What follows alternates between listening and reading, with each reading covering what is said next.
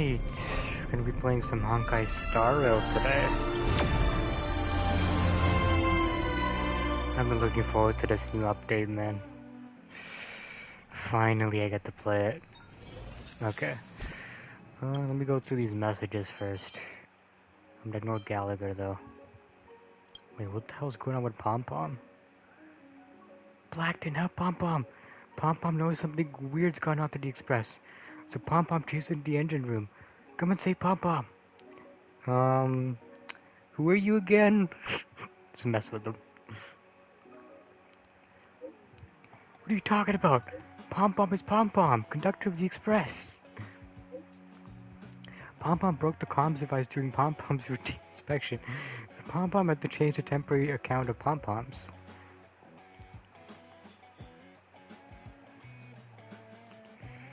So, is it Sparkle or is it actually Pom Pom? Okay, let me see. So, help Pom Pom. Pom Pom knows something weird's going to do. Does Pom Pom talk in third person? I forget. It's been a while.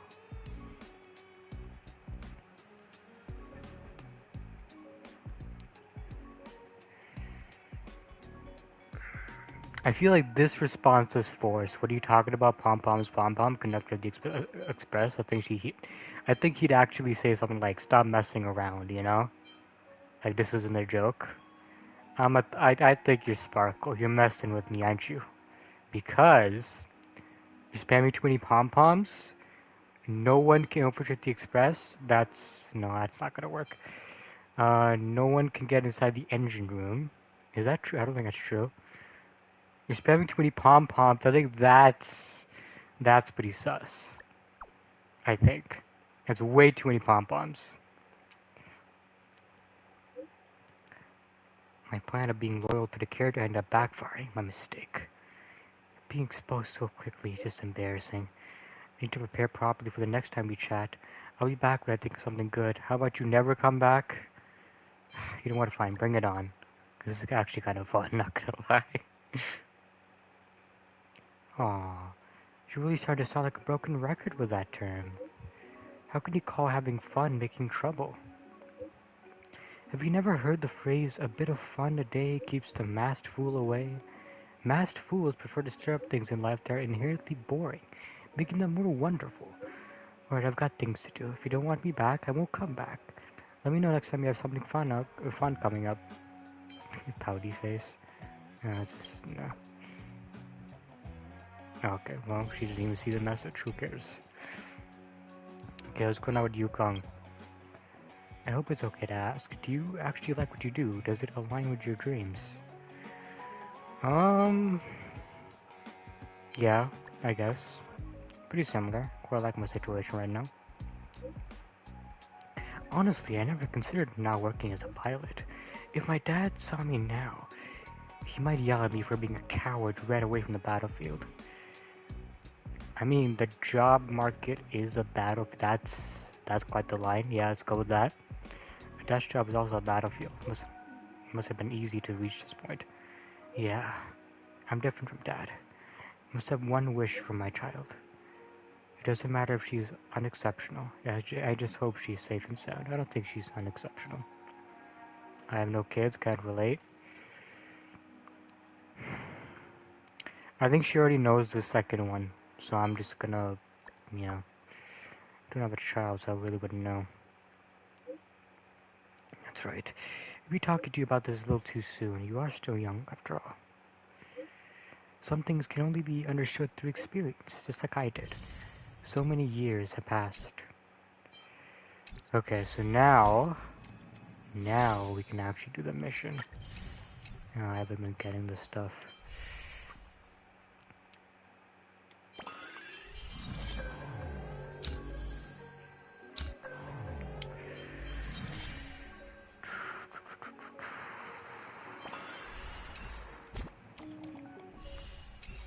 Nope. Now that I think about it, I have some assignments to do as well. Let's get all this stuff first. Claim all of this. Dispatch again. Oh my god, I got so much stuff here.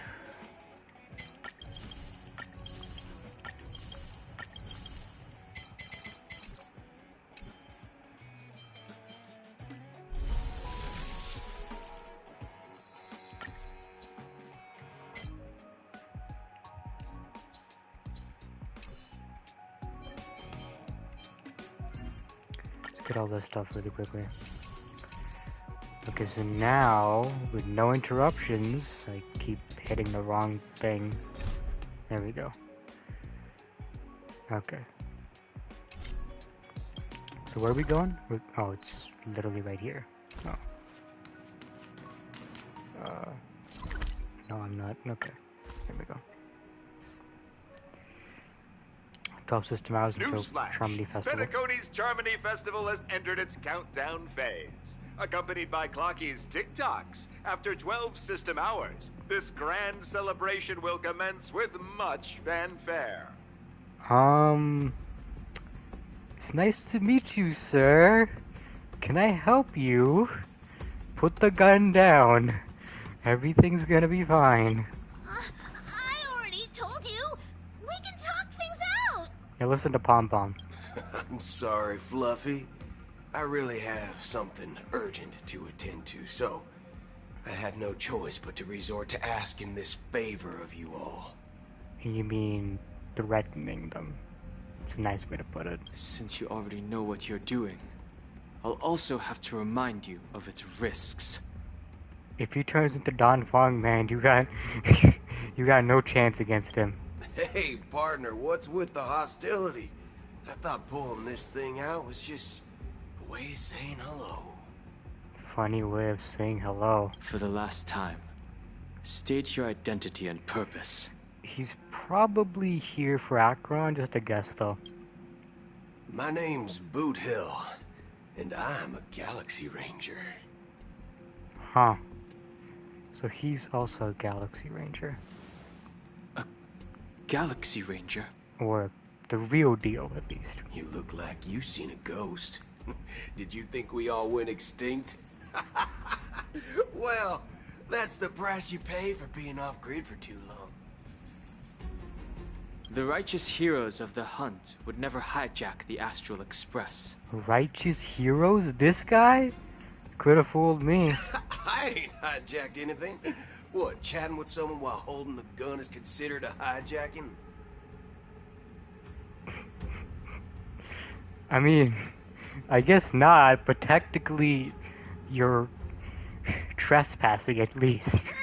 It probably is. And you're threatening someone with a gun, so that's pretty bad. Pardon my frankness, but there are plenty of rumors in the cosmos regarding the Galaxy Ranger's current status, and none of them are pretty stories. I have a hard time believing you. Me and you both, Don Hung. Oh, this is hilarious. The tale that this bunch of fools spin is getting out of hand. There's even a bit about the Galaxy Rangers being turned into gibbons by Dr. Primitive, and they're in some valley screwing around on swings. Of course, I know you won't believe me, which is also why, similarly, I have a hard time believing that you're the real Nameless. What's it gonna take to convince you, huh? See the bullets in this gun? 9mm, an eternal classic. I may need the Astral Express's help right now, but if you're an imposter just like that one, then this bullet might just end up in my head. Wait. In your head? I can't allow myself to be exposed to danger. That's just the way it goes, so... You all have to first prove yourselves, Huh? Where are you going? Don Hug, he's still pointing a gun at you, dude. He's not even scared, man. Recognize this? Well, I certainly don't know what the hell that is. It's a model fudger. The Jade Abacus of Ally and Oath. The Xianzhou really gave this to you guys? Model fudger? No, that's just his way of swearing, that's all it is. This is the Jade Abacus gifted to the Express by the Xianzhou Luofu's general, Jing Yuan.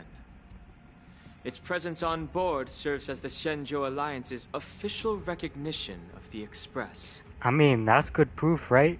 And we didn't steal it. I know you're wondering about that. Is that enough? Not bad, kiddo. Okay. And across these sprawling stars, A gentle squeeze is all it takes to rustle up a whole legion of Cloud Knights. Now, I reckon that'd be one fudging sight to behold. He's got a really weird way of swearing. Now it's your turn. Been ages since the Galaxy Rangers had the spotlight shown on them. We ain't equipped with such fancy gadgets.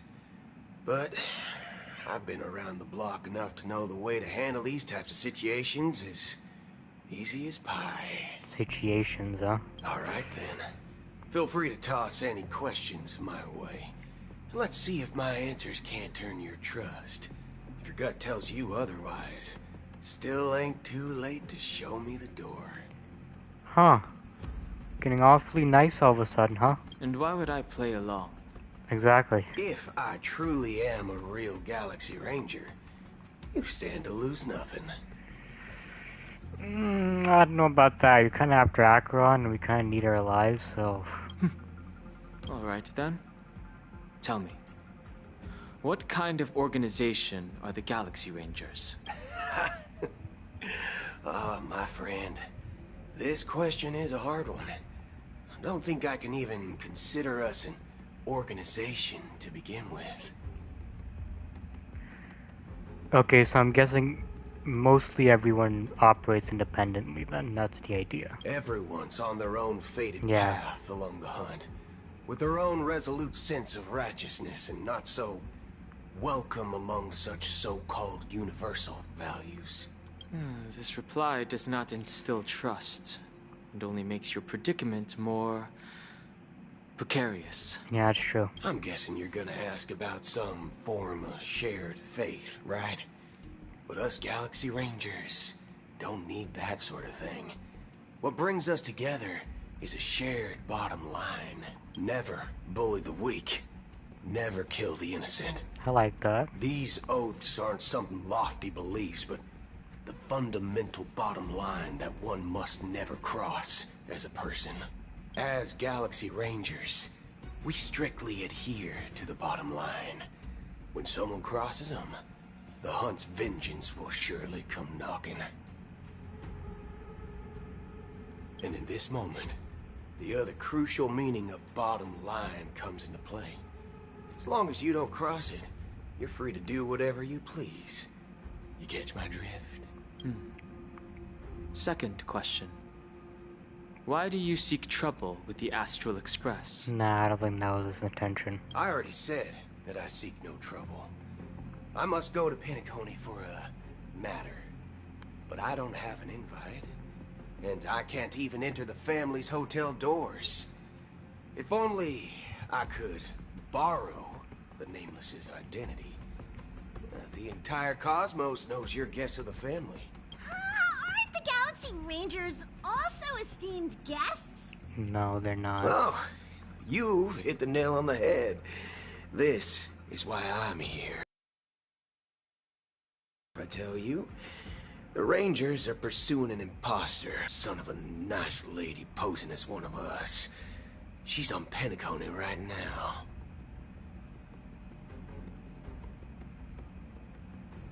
Oh, okay. My informant is a memo keeper.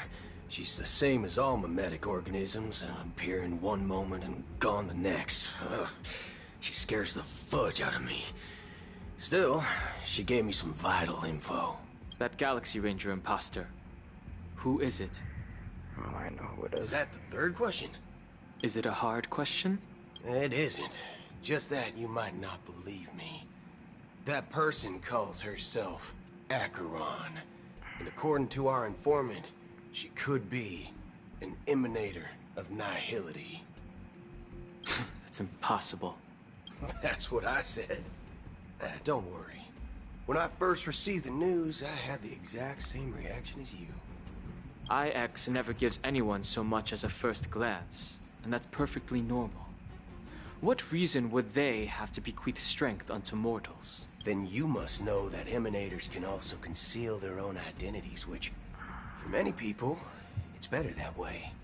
Otherwise, there'd be wanton bloodshed across the cosmos, or even, perhaps, turning their back on the path they're supposed to follow. I just couldn't help but notice this guy's like a. It's like someone just like aiming in his eye, trying to shoot him. I had the good aiming reticle fortune over of there. running into an elation emanator. Its appearance was no different than that of those clowns. If it weren't through sheer luck that I got it drunk, I would have never known of its eminent status. Even in the purest hunt, you'll find the Xianzhou Alliance under the spotlight and Galaxy Rangers lurking in the shadows. Paths are inevitably concepts created by people and exist in planes beyond our understanding.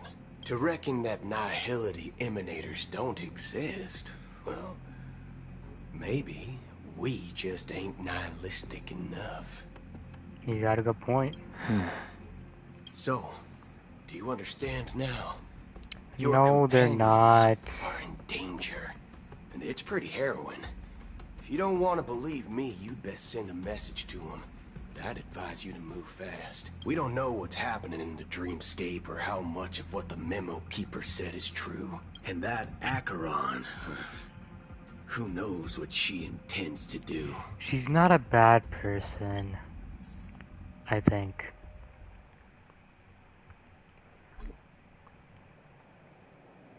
I don't intend to do anything. That's not up to you. Who the freak are you, kid? Did you know? People who come to the land of dreams for the first time, they'll subconsciously stop to reaffirm that they're still walking on solid ground. And then they will unanimously raise their heads to gaze at the sky. Do you really have to possess a freaking child, man? Come on. Be it reality or dream, staring at the sky is instinctual for humanity. Since the day that the golden hour was completed, it's always been there, watching over every single night of decadence. But now this night sky has been mercilessly severed, dyed with the mist of nihility. And this whole event happened within the course of a single slash of a blade. How freaking strong is she, man? A Jeez. single slash of a blade isn't really accurate. It was actually 2 blades, just that the second one was faster. Man. That's not the point. Many guests who weren't supposed to be invited have gathered at this banquet. Even if the harmony is all-embracing, I have no choice but to show some of them the door. For the sake of Penacony and the peace. What peace, man? These freaking nightmare monsters just murder people. The planet of festivities has no place for you, a puppet of nihility. Those who live in the shadows do not bear the right to tread the illuminated stage. Speaking of living in the shadows, there's probably not much difference between us. It's only polite to reveal your true self, at least when speaking to others. Penacony's Dream Master.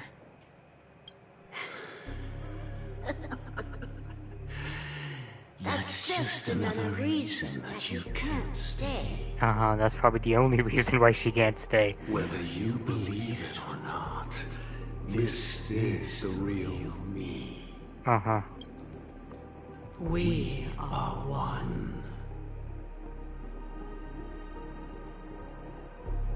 Is this the unity that the family espouses?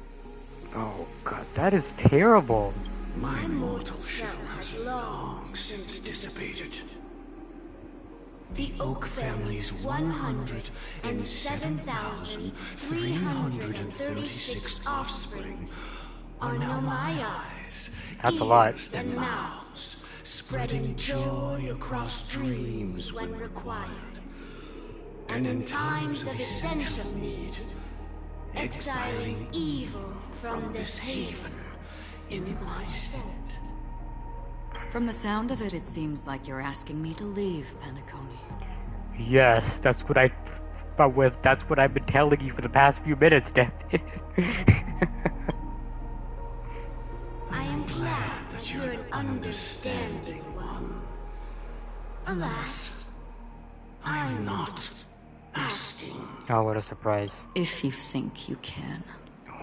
I wouldn't mess with her. Are you threatening me? Hey, you started first, man. I ended it with a period. It was a statement, not a threat. Damn. Knowing who I am and still showing such malice. You're not the first, nor will you be the last. This scene played out many times before. And usually, when faced with my questions, most people retort, "Why can't I?"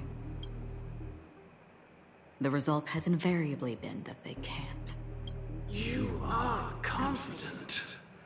But be reminded, the family is forgiving, but not weak. The cords of the harmony extend across worlds. If you do not comply, when the blade is unsheathed for even a hair's breadth, you will never be able to escape the eternal Centurion's wrath in all of your lifetime. We'll see about that. 137 individuals. That is how many heathens I have exiled since I became Dream Master. That's it? Among them were those who once severed my wings, and those who immolated my body. And here I stand again, about to add another mark to the tally. Bro, all of you need to stop talking and start fighting, man. Like, come on. And you will die. I mean, all of you will.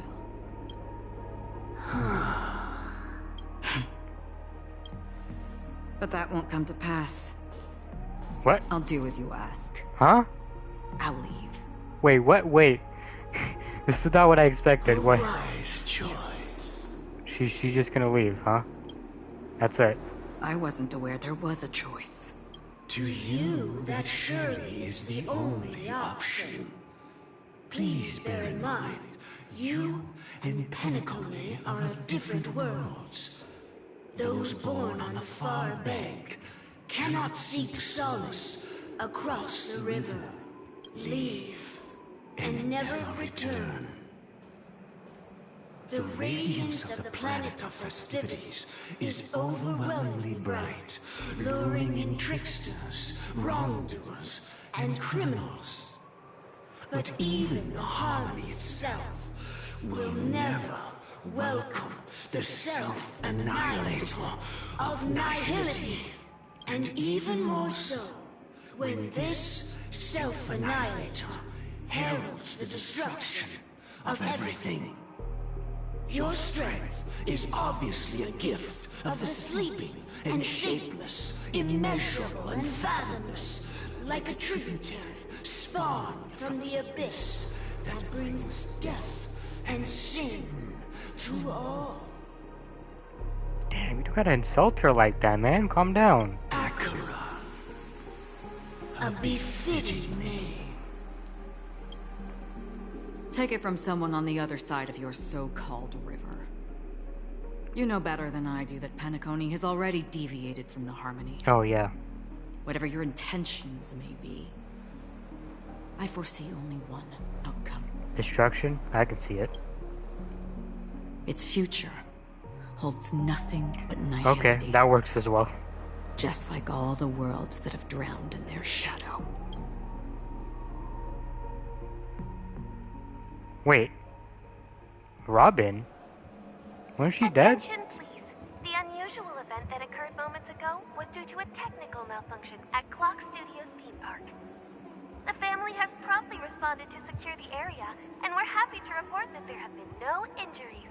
Oh, I swear that was no movie shoot. So many chips fell from the sky, and I even caught one of them. But vanished in an instant before my very eyes. Excuse me. Are you talking about the Clock Studios theme park incident? Yeah, what about it? Oh, Miss Robin, am I seeing things right? No need to worry. I apologize for any loss to your delightful dream journey. What you just mentioned about the chips really piqued my interest. Would you mind providing more details about the incident? Oh, it was just those chips you normally see everywhere. The green ones? They fell from the sky as if it were raining. And then those chips simply disappeared. It appears to be the Dream Sim tech the Iris family has been developing. Huh? Miss Robin, you mean those chips were all part of a performance? But I really... Oh, she's just trying to make sure he doesn't get the wrong idea, or the right idea, actually. Shh. This technology hasn't been made public yet. It was originally planned to debut at the Charmony Festival, but it seems it's been leaked. Can you help me keep this secret? The raining chips were supposed to be part of my act. Oh, I see. Then it all makes sense now. I'll do anything to help make the Charmony Festival a success. Thank you. As appreciation, I'd like to give you a token gift. A button? Oh, this button is... Press it at just the right moment in the celebration. And there could be an unexpected treat in store for you. Alright, it looks like there are other guests who are also confused. I'll have to excuse myself. Please, enjoy the dreamscape. So many people talking about it. This commotion at the theme park definitely made waves. It could just be Sparkle, you know? Using Robin as a disguise, because Robin's supposed to be dead. Or the Robin that was supposed to be dead wasn't actually Robin. Oh, this is confusing. Okay, wait, so if you're... I gotta add up my team, because you're not... Oh, okay, so you're physical. I guess I could take away Clara then. I could put in Sparkle, maybe? Yeah, let's put in Sparkle.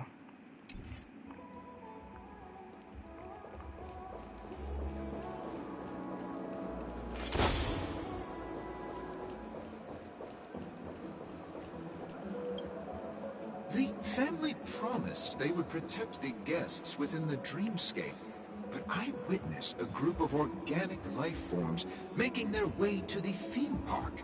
And soon after, a rip tore through the sky, and black rain started leaking out of the void. Ah, that was just a performance, man. Don't worry about it. The family needs to provide a reasonable explanation, or I'll take my loved ones and return to reality. I thought the dreamscape was supposed to be a paradise. If it's not, then there's no point staying here. It appears the good sir has seen many great events. And it's true that an uninvited guest has unexpectedly entered the dreamscape. However, their target is not the ordinary guests, but the ambassadors of the IPC. The family will certainly ensure that the safety of the guests is of the highest importance.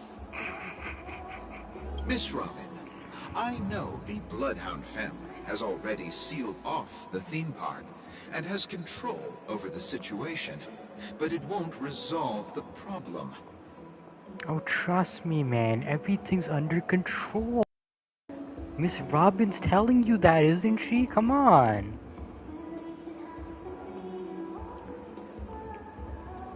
Maybe at some other point, I don't know. I just felt like playing this game today. Because, like, the update's been out for a while, so I wanted to try it out. The family can try their best to protect their reputation, but as a guest, I don't wish to gamble with my life. But as you can see, sir, no innocent bystanders were affected in this incident. And I feel like in zombies I don't really talk that much. But we'll see, I don't know, maybe. Perhaps the dreamscape is not as perfect as promised, but there's no place safer than dreams under the family's rule. I believe you know this better than I do. If this incident happened in real life, how many people would be able to walk away from it?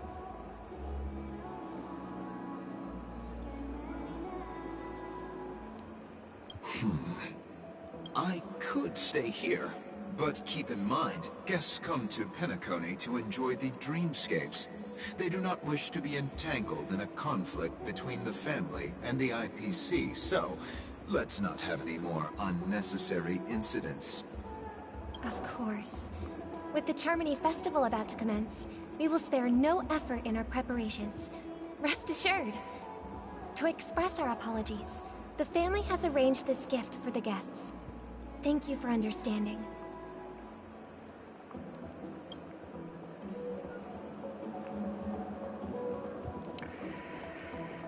Still got no idea whether she's the real deal or if someone's impersonating her. You've had quite a bit to drink. Hello. May I ask what happened here? It still says question mark, so I'm still gonna assume she's Sparkle, okay? Nothing to be worried about. There's been a small rehearsal mishap at Clock Studios theme park. Please stay calm. Hey, are you a fool? You don't even recognize Miss Robin? Who do you think you're talking to? Yeah, is it Robin though? Could be someone impersonating her. I'm sorry. I've just been transferred to the Bloodhound family. Still not too used to working on the streets. I didn't realize it was you. I'm so sorry. But then why would she be trying to like calm everyone down, you know, make them think that all of it's a performance, there's nothing to worry about? I don't know what Sparkle would gain from that. Hey, don't sweat it. You guys have a tough job. I know how it is. Don't. I don't know if Robin would use that sort of language, okay? She's a sort of elegant person. Don't sweat, it doesn't sound right. Oh, we've sealed off the theme park. Most guests are used to bizarre phenomena in the dreamscape. So far, no threats have been detected. We can expect order to be restored soon. Rest assured, Miss Robin will intensify our patrols to ensure that no incidents occur. I trust you guys. But regarding what happened in the theme park, what do you hounds think about it? It's okay. Feel free to speak your mind. Well... Actually, I was there shortly after it happened. Is it true that the IPC's ambassadors came with ill intent? And that Galaxy Ranger who easily cut through the sky? Miss Robin, tell you the truth, everyone's been talking about it. The myriad factions on Penacony have already been causing unease for everyone. Thank you all for your loyalty towards the family. The planet of festivities has indeed run into some trouble. The representative from the IPC, he's trying to regain ownership of Penacony and is prepared for a hostile takeover. Of course, the family did not agree. The result of the failed negotiations is as you see it now. I mean, there's way more to it than that, but yeah, let's go with that. No wonder. So this is the main reason why the IPC staff are banned from entering the dreamscape. Did they apprehend the troublemaker in the end? Don't worry. Mr. Sunday is currently tracking his whereabouts, and I'll have something to show for it soon. However, given the situation, the IPC surely won't let this go easily. Therefore, we are relying on you hounds to maintain the order and stability of the dreamscape. Please be assured, Miss Robin, we take our orders seriously. We won't let those IPC cronies get away with this. Thank you for your hard work. If there are any other members who still feel uneasy, please tell them on my behalf that protecting the dreamscape requires everyone's help. This is a small gift prepared by the Iris family for the guests. There's one for you too. Please, open it at the Charmony Festival for an unexpected surprise. Yeah, this is definitely Sparkle. Why is she handing out so many weird buttons, man? To blow everyone up, maybe. I can't believe I received a gift from Miss Robin. It Not from feels her. like I'm dreaming. Wait, I am in a dream. That's true. If trouble comes knocking on our door, we're not afraid to go to war. Rest assured, the dreamscape's peace will be protected by the Bloodhound family. Okay, Disperse gifts to comfort the people. Yeah. I have to do this. Why do I have to help her? Miss Robin? That's the renowned cosmic superstar, Miss Robin! No, she's dead, dude. I didn't expect to meet a fan here. I'm honored. Welcome to Penacony, a world filled with wonderful dreams. I can't believe I'm actually meeting the real Robin! Shouldn't you be preparing for the Charmony Festival? Preparation is important, but the ceremony is fundamentally about sharing the Great One's harmony with everyone. If there's a chance to sing with everyone, I will not refuse. Regarding the recent mishap, I understand it negatively impacted some of our guests. As a member of the family, it's only right for me to come forward and offer my apologies to everyone. And to that end, I'm gonna give you this very suspicious button. Please press it, okay? So I can blow you up. But, are you sure it was actually a mishap? Everyone saw those chips descending like rain and the red light tearing through the sky. Claiming it was merely special effects seems a bit far-fetched.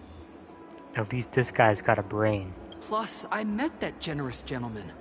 He looked really out of it and kept talking to himself. Is this also part of the performance? No, it's not.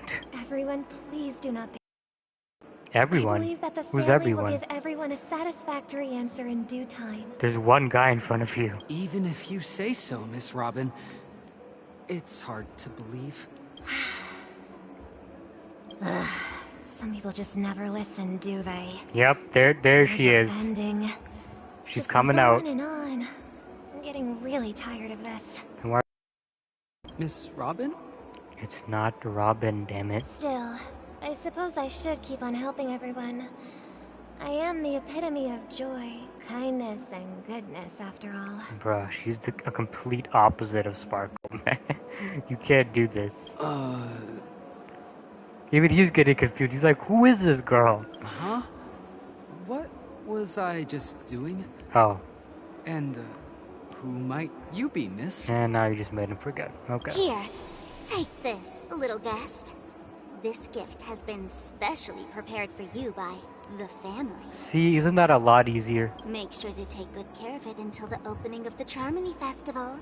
Then, when the show reaches its climax, press the button together with the others around you. So you can all blow up. You never know. Something very exciting might happen. You're one dangerous girl. We're back to where it all began. You entered the golden hour from this place. And it is also from here where you will enter the true Penacony. I'm just glad she's alive. That's what I'm glad about. Got freaking stabbed in front of us. It is a pleasure to journey alongside you once more. But it's time I laid bare the entire truth before you. As you might have heard, I also go by another name. Stellaron Hunter Sam. You lied to me? Are you Firefly's soul? Are you a That's what I want to ask. But you know, she also said she kind of liked our job, you know? Like, she thought it was pretty awesome. I don't think she lied about that. I'm fine. Sorry, I hope I haven't scared you. Oh, we cried for you, okay? It was bad. I know you have many questions. Do you remember when we encountered death in that strange dreamscape? When I was caught by that meme? Yeah? In that instant before it killed me, I saw the reflection of another dreamscape in its ghastly pupils. So, following the clues in the script, I came up with some theories about the meme. That's why I instructed Silverwolf to issue invitations, drawing everyone to the Dreams Hotel. I intended to call upon death before you arrived, to solve the riddle using more direct means, and then invite you to join. How'd you survive, though? However, contrary to my wishes, I couldn't defy the script. And I didn't get a chance to explain it to you. I think you had a chance, you just chose not to. It is how you... I was impaled by the bladed wings of Okay. death. The heavy pressure of concentrated memoria miasma exploded in my mind as if it was actually reality. How'd you survive then? But after the momentary numbness subsided, I found that my body was absolutely unscathed. What? I was still alive. And it was just as I thought. I had arrived at a place starkly different from this beautiful dream. Beneath the dreamscape of Penacony lies another, more chaotic, more primal memory zone. Its name? Land of the Exiles. So if you die, you get transported to this weird Land of the Exiles thing? Okay, so you don't actually die then. And so, then I returned to the hotel in the dreamscape, hoping to tell you of its existence. Yet I could not reveal my own identity. So, I could only divert your party's attention and lure you away from the battlefield. And after... all my attempts proved futile. It wasn't until not long ago when a crimson blade of light shattered the high wall of the dream, causing you all to fall far into the abyssal depths of the dreamscape, that I was able to awaken you and your companions one by one. Wait, so we're in the Land of the Exiles now? Is that what you're saying? And that's it. That is all that's happened so far. Yeah, I completely understand. Yeah, I get it. I know it's tough to believe all this without reservations. No, I said I completely understand. I just want to say, you are very close to the final answer. Just one more thing needs to be done. And then I can prove it to you. Now, let's leave this. Please close your eyes. Take a deep breath and visualize the dreamscape's outline in your heart. And remember, you must not open your eyes at all times. Or what? Or what? You're gonna make me want to do it now. 3, 2, Alright, open your eyes. 1. Let's see what happens. Don't be afraid. The one who has come to greet us has arrived. What the hell? After a piercing screech, a thick and ferocious surge of memoria crashes into your chest. Churning and ravaging your consciousness becomes like scraps of paper caught in a whirlpool, breaking apart, dissolving and dispersing within the turbulent, muddy current. And the voices resonate through the symphony memoria.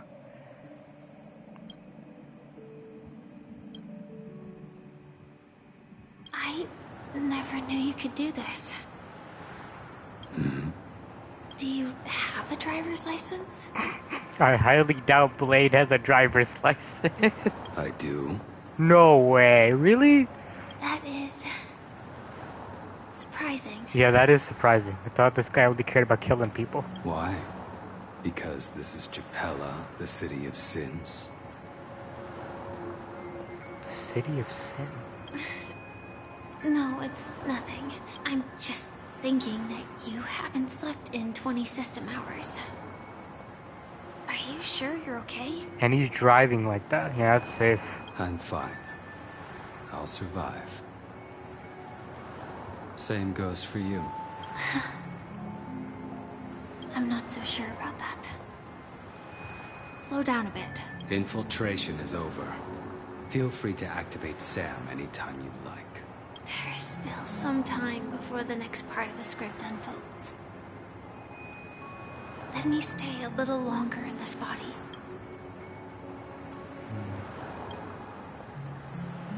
Such a long tunnel.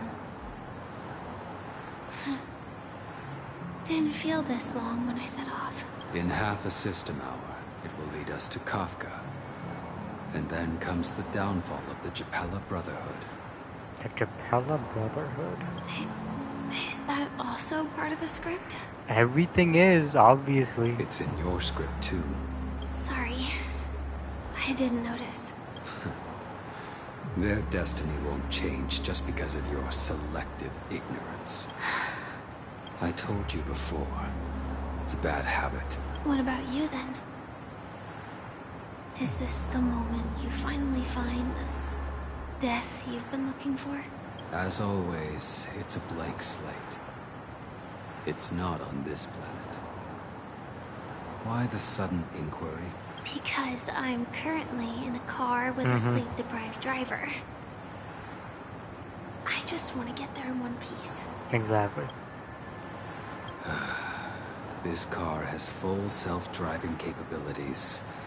I'll just put my hand on the steering wheel. Will that do? Wait, what the hell's the point of you driving, Ben? Just let the car do it. Hey, don't take everything so seriously. I mean, I was taking it seriously. Elio would always say there's only one type of destiny. The inescapable type. He can see the future, and we, likewise, are aware of our predetermined end. But before that moment arrives, we can still choose what we do.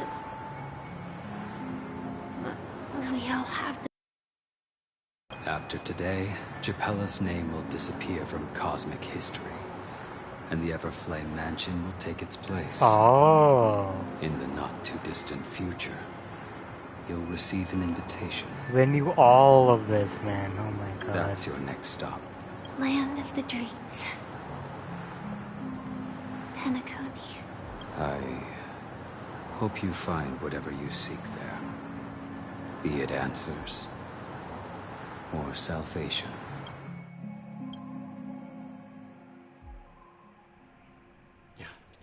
Glad to see you're safe and sound.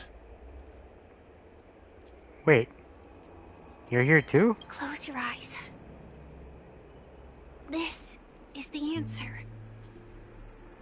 Isn't it incredible?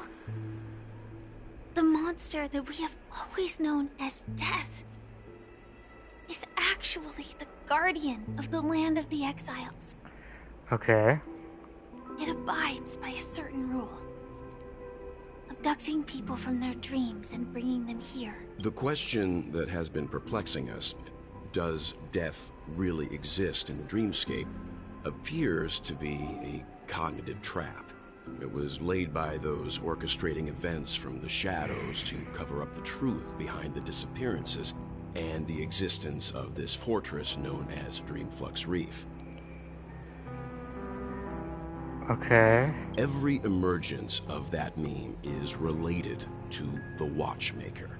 Since Dreamflux Reef is where it brings its captives, it's likely that many of our long-standing questions will be answered in this place. Wait. So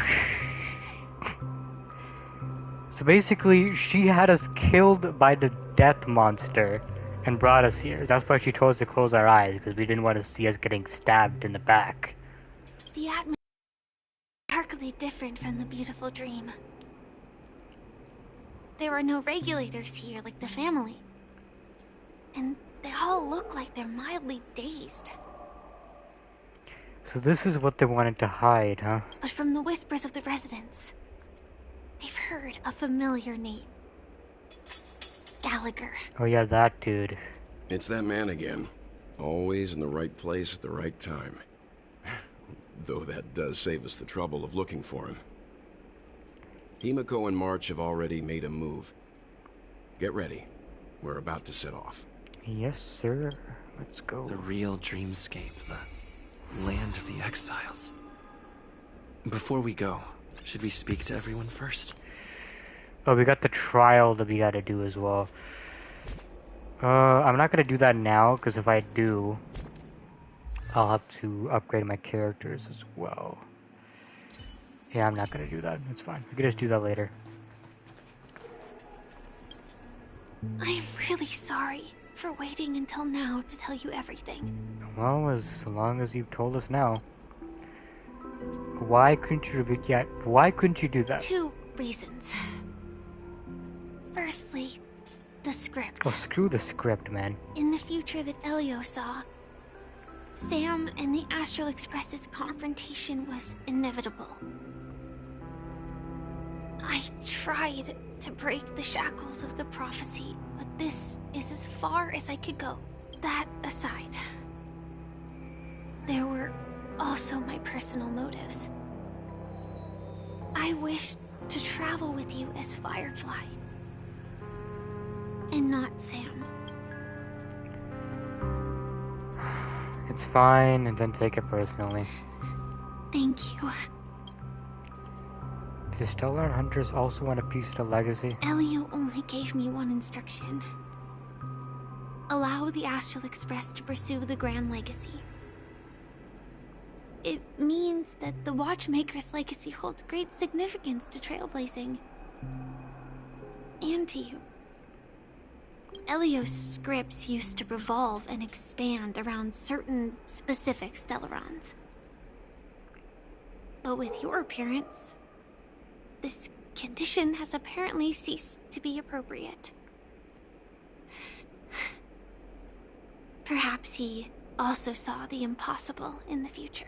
The impossible. So, who exactly is Sam? Do you still remember that medical cabin I told you about? Well, that's Sam. It belongs to the Iron Cavalry of Glamoth's Firmament Frontline. A Firefly Type 4 Tactical Heavy Assault Mech.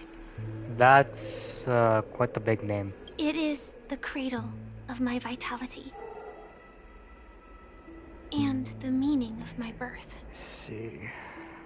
And for the longest time it was how I should have looked to the rest of the world. Let's talk later. The time scale of Dreamflux Reef differs from reality, so we mustn't lower our guard. You're sensitive to Memoria. A slight misstep, and you could get lost in this memory zone. Something on your mind? Let's talk about it. So, Acheron's blade. No wonder Miss Acheron is so averse to drawing her blade. I mean, if it does that much damage. Hard to imagine such terrifying power could reside in an ordinary sheath. God. If it weren't for the fact that Aventurine's power originated from the preservation, the entire dreamscape would have been affected. Dear God. Don't feel burdened by this. Even without that Stellaron inside you, Aventurine would still have found other methods to accomplish his goal.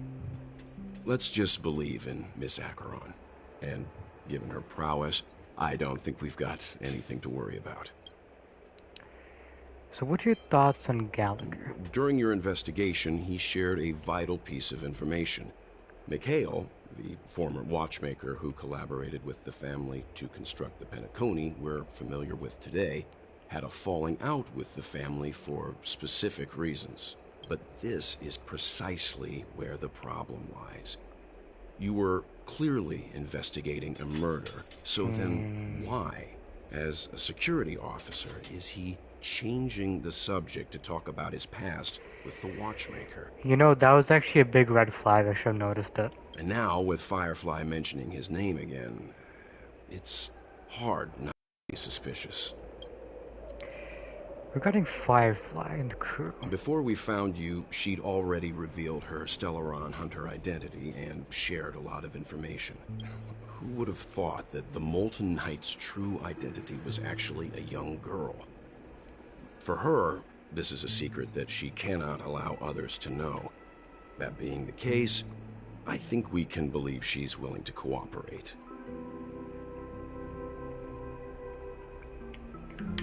I believe in her. But she didn't reveal all her secrets. I just can't shake the feeling that her situation is different from that of the typical dreamer. And I hope that doesn't lead to any dangerous predicaments. Let's call it a day. I hope you've regained a little composure. We'll move out when you're ready. I think we're good.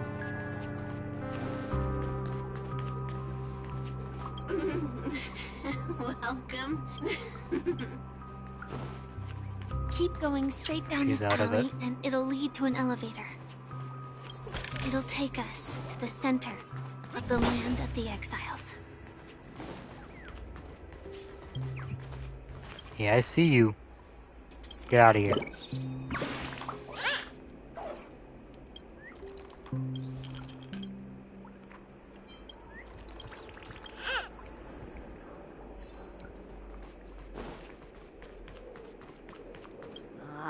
Did you also get kicked out of the beautiful dream?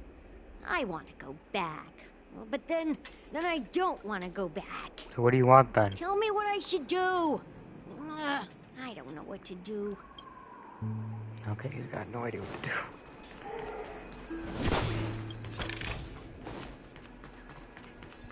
do. Damn, look at this guy's dance moves. Look at that. Awesome, man. Keep it up. You're awesome. Hi there, friend from a distant land. I hear the watch is right here. Let's say we go treasure hunting. Dude, do you really have to dance and talk to me at the same time? Can you stop dancing for like 1 second?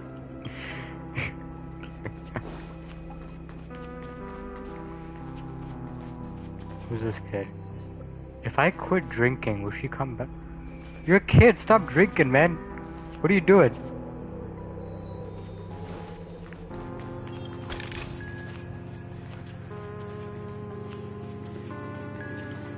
Nothing here. What a huge Clocky.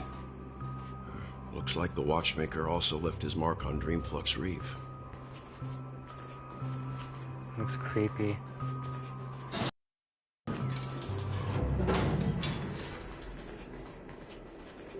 I swear it's watching me. I swear. Like, that's not just me.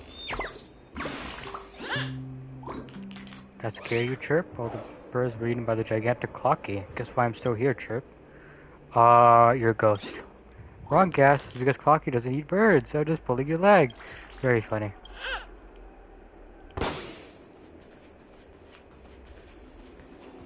Wait, I'm going the wrong freaking way. Hold on.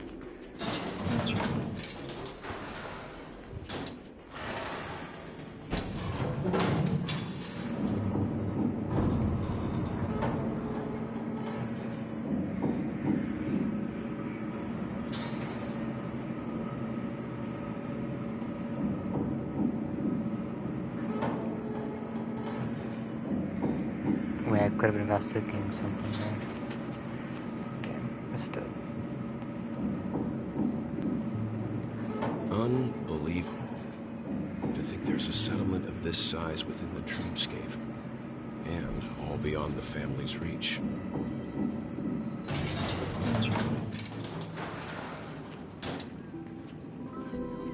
The atmosphere in this fortress is pretty different from that in the beautiful dream. When I first saw it, I was in awe too.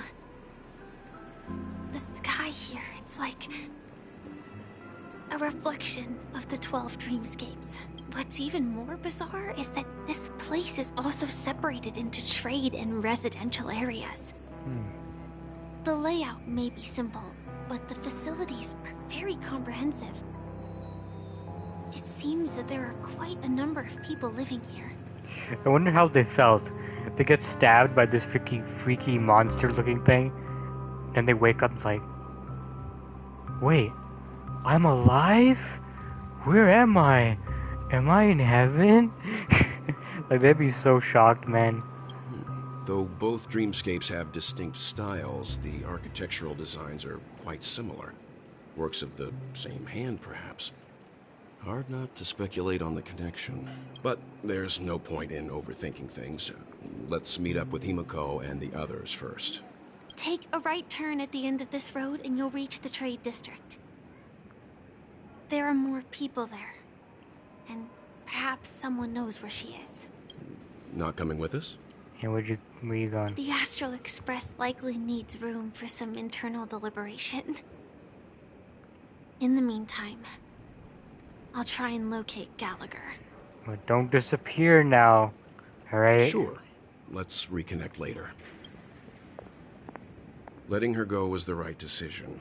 Further observations are needed before we decide whether to trust her. I think she realizes First, that. There's someone I need to talk to. Wait, isn't that the... What's that dude doing here? Let's go. I'm sure you've already noticed him. Yeah, I can see him right there. Who? Yeah, I saw him right away. He's right over there. The Reverie Hotel's bellboy. How did he end up here? Good question. And right after Miss Acheron severed the beautiful dream. We'd better check, just to be sure. I feel like we see him everywhere at this point. Perfect for me, and perfectly legal for me to stay in. Wait, what? What did this kid just say? I swear I just heard this trash can is perfect for me and perfectly legal for me. What? Kid, get out of the freaking trash can, man. What the hell is going on with you? What the hell did I just hear? Oh my god. Oh my god, that was funny. Someone get that kid out of there, man. There's something wrong with him.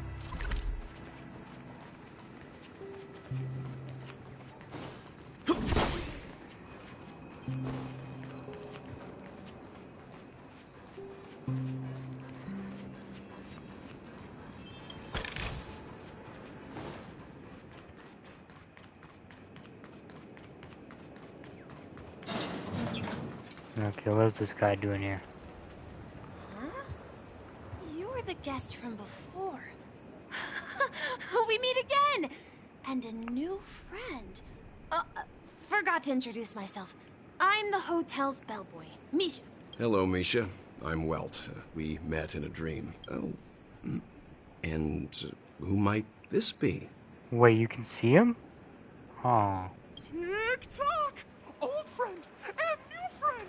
Let's high-five! Oh god, that voice. Mr. Yang, you can see him? You're still young at heart! Your, memory zone, mean? Yeah, I forgot that was the reason you could see him. Nope. Clocky is a good friend of mine. We all live here. How did you two get here? This dreamscape isn't supposed to be open to the public. I wonder if it has something to do with Sleepy. Sleepy? That's what you call that nightmare-looking thing? So, this is your home? What a tame name. Yep. After my work in the beautiful dream ends, I'll go back home. Commuting used to be more convenient, but ever since travel became cumbersome, Sleepy started ferrying people back and forth between the two dreamscapes. This Sleepy. Can you describe what it looks like? Oh, you know, it's something you'd see in a nightmare. Sleepy is a memory zone meme. Looks fierce and has many eyes. But it's actually really well behaved. Well behaved. Care of it. You know, the very thing that stabbed me a couple times, huh? Wait, Gallagher's taking care of it? Based on the description, that meme is indisputably death. Huh. A nightmare for the family, but for the people who live here, well, that couldn't be further from the truth. Death? Not in a dream, surely. Sleepy's just a little aggressive, and yeah, sometimes you know. messes up by fetching the wrong guess. But it would never hurt anyone. Press X to doubt. Do you know how many times that thing stabbed me in the freaking stomach? I see. Has it brought back any guests recently? Say, in the last day or two? We're currently investigating a missing person case that occurred within the beautiful dream. I see. Then you'll have to speak with Gallagher. But he's currently busy hosting a visitor from the Oak family and specifically asked not to be disturbed. Mr. Yang, the person you're looking for, is it Miss Robin? Oh, right. Just as I thought. Considering what happened with Miss Firefly, this doesn't come as a surprise. Maybe she's still alive. If you're looking for Miss Robin, I can lead the way. She told me that she'd be willing to meet with outside guests. So she is alive. Oh my god. If it's not too much trouble. Also, we're looking for our missing companions. A woman with red hair accompanied by a girl with pink hair. Have you seen them? The pink-haired girl is kind of noisy. Oh, I haven't. But please, rest assured. Dreamflux Reef is a small place, and it's not as bustling as the beautiful Dream. But its safety is unmatched. How about this? Since it's your first time here in Dreamflux Reef, I'll be your guide and help you find your companions. And then we can all go visit Miss Robin together. She's gone to Mrs. Grace's to visit the children. She won't be leaving anytime soon. So there should be enough time. All right then. We'll follow your plan. Well, we now know the answer to both murder cases that have caused such commotion in Penacony. As for the intentions of the mastermind behind it all, we're still none the wiser. It has to be Gallagher who is behind it all. That visitor from the Oak family is worth learning more about. That name's Sleepy. That's the most important thing. Why would you call that nightmarish looking thing Sleepy of all things, man? It's scary. I'm tempted to pick this one. I don't think it's just Gallagher, because Sparkle was also like, haha, I killed some people, haha.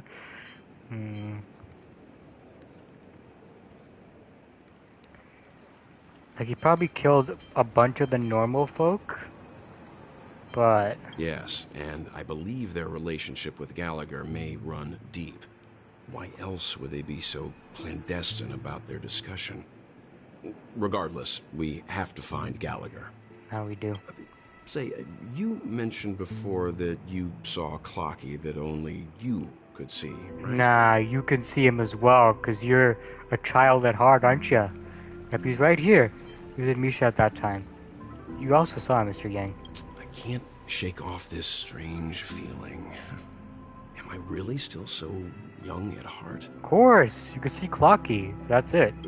Forget it. It's not important. We'd better just follow Misha. Bro, we made him happy today. Okay.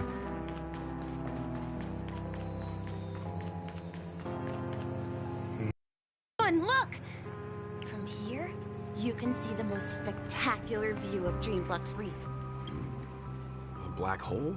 A blue hole. An accretion disk formed from consolidated memoria? A what? Was Dreamflux Reef built on such unstable memoria? Oh god, here he goes with his technical talk again. Oh, so Mr. Yang is also versed in memoria dynamics. I was just trying to figure out how to explain this huge hole to everyone. I bet you guys have a lot in common with Miss Kami. Miss who? And what are you guys talking about? Watchmaker's gone, there's no one to protect us?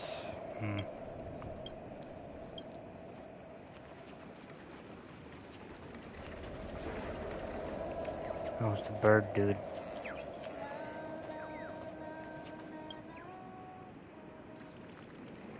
If a bird is born free from shackles, what is it that ties me to my destiny?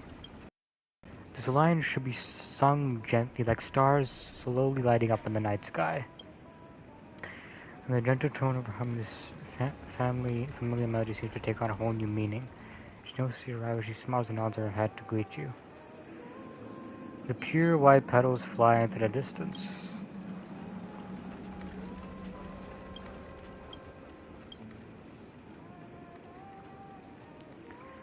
I'm focusing on every word and syllable in the hopes that one day the real world will get to hear the beautiful voices.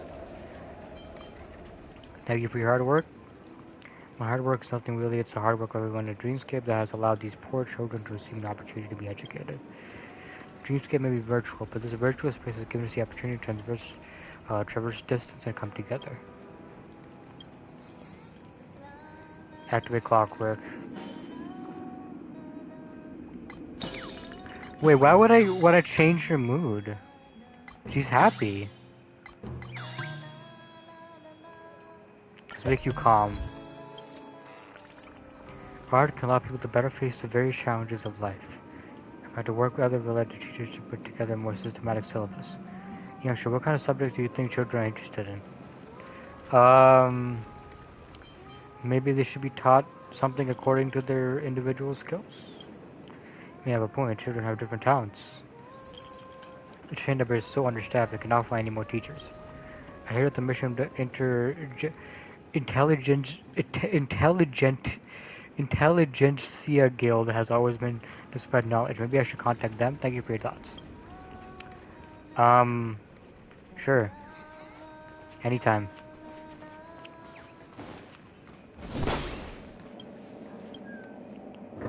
Oh god. Wait, no, that's... Oh my god, I didn't mean to do that. Let's go back. I was trying to get the bird, but it was... I'm just a wallflower. What? A wallflower? Okay then, good for you, dude.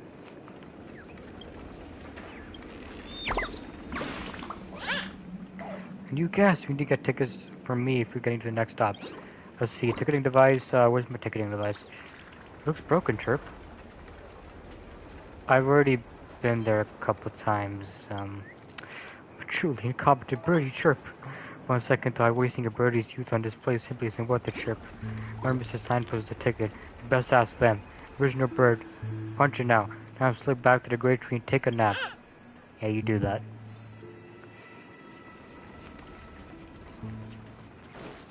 Look! There she is! Where?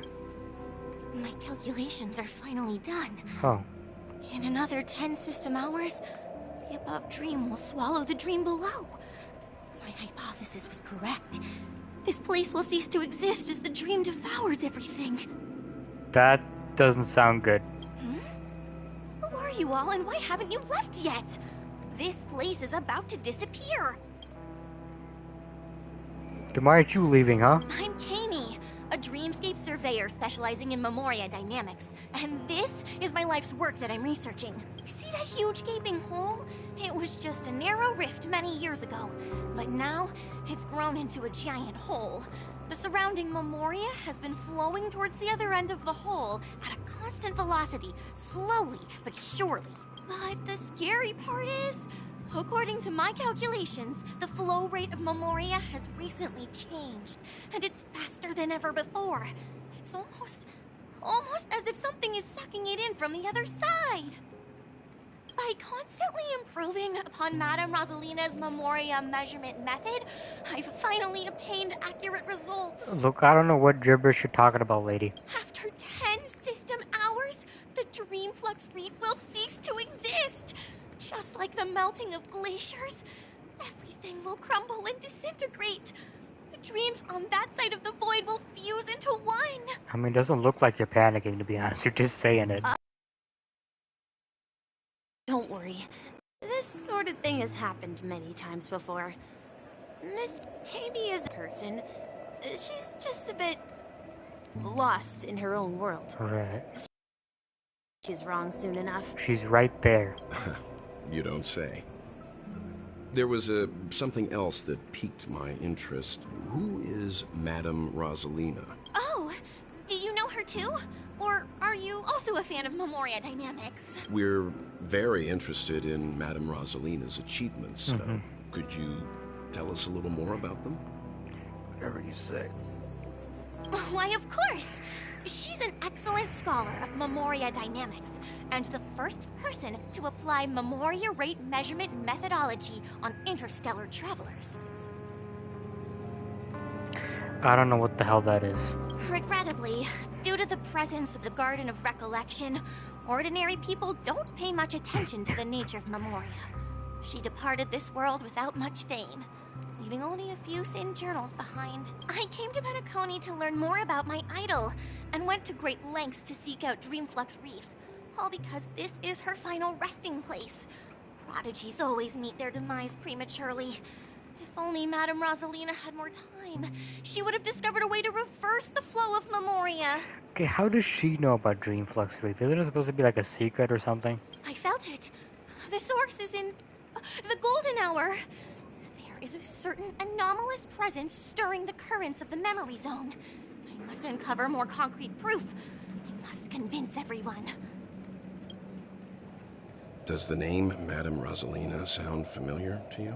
I don't think so. That's right. Oh, wait, it no. seems like she did a great deal of research and calculations in Dreamflux Reef before abruptly passing away. Miss Katie regularly mentions her. I hear Madame Rosalina passed away during the prison war. She could see the Penacony of today. Its people building homes in the memory zone. I bet she'd be really happy. Perhaps. Our destination is the commercial district. That's where the largest crowd...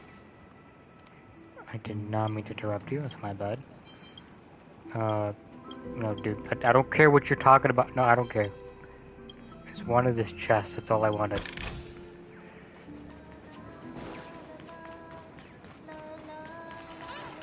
Oh, it's March. Let me go! Please, come to your senses. I'm begging you. March, are you bullying a kid? March, I expected better, man. Ghost! There's a ghost! Don't come near me! Oh my. I'm human and so are you. Can you get a grip? I'm guessing he just arrived here, right? He's like, wait, I'm supposed to be dead. How am I alive? Mr. Yang and Mr. Trailblazer, I've been waiting for you. Quickly, come help. I bumped into a member of the family on the way here. He was so scared and I just wanted to calm him down. But... Let me go! Let me go! I've only done good in my life. Why can't I rest in peace after death? You're not dead, dude. Well, this is how it turned out. Now you shall pay respect to March 7th, Ghost of Dreamflux Reef. Me? A ghost? Don't make me hit you.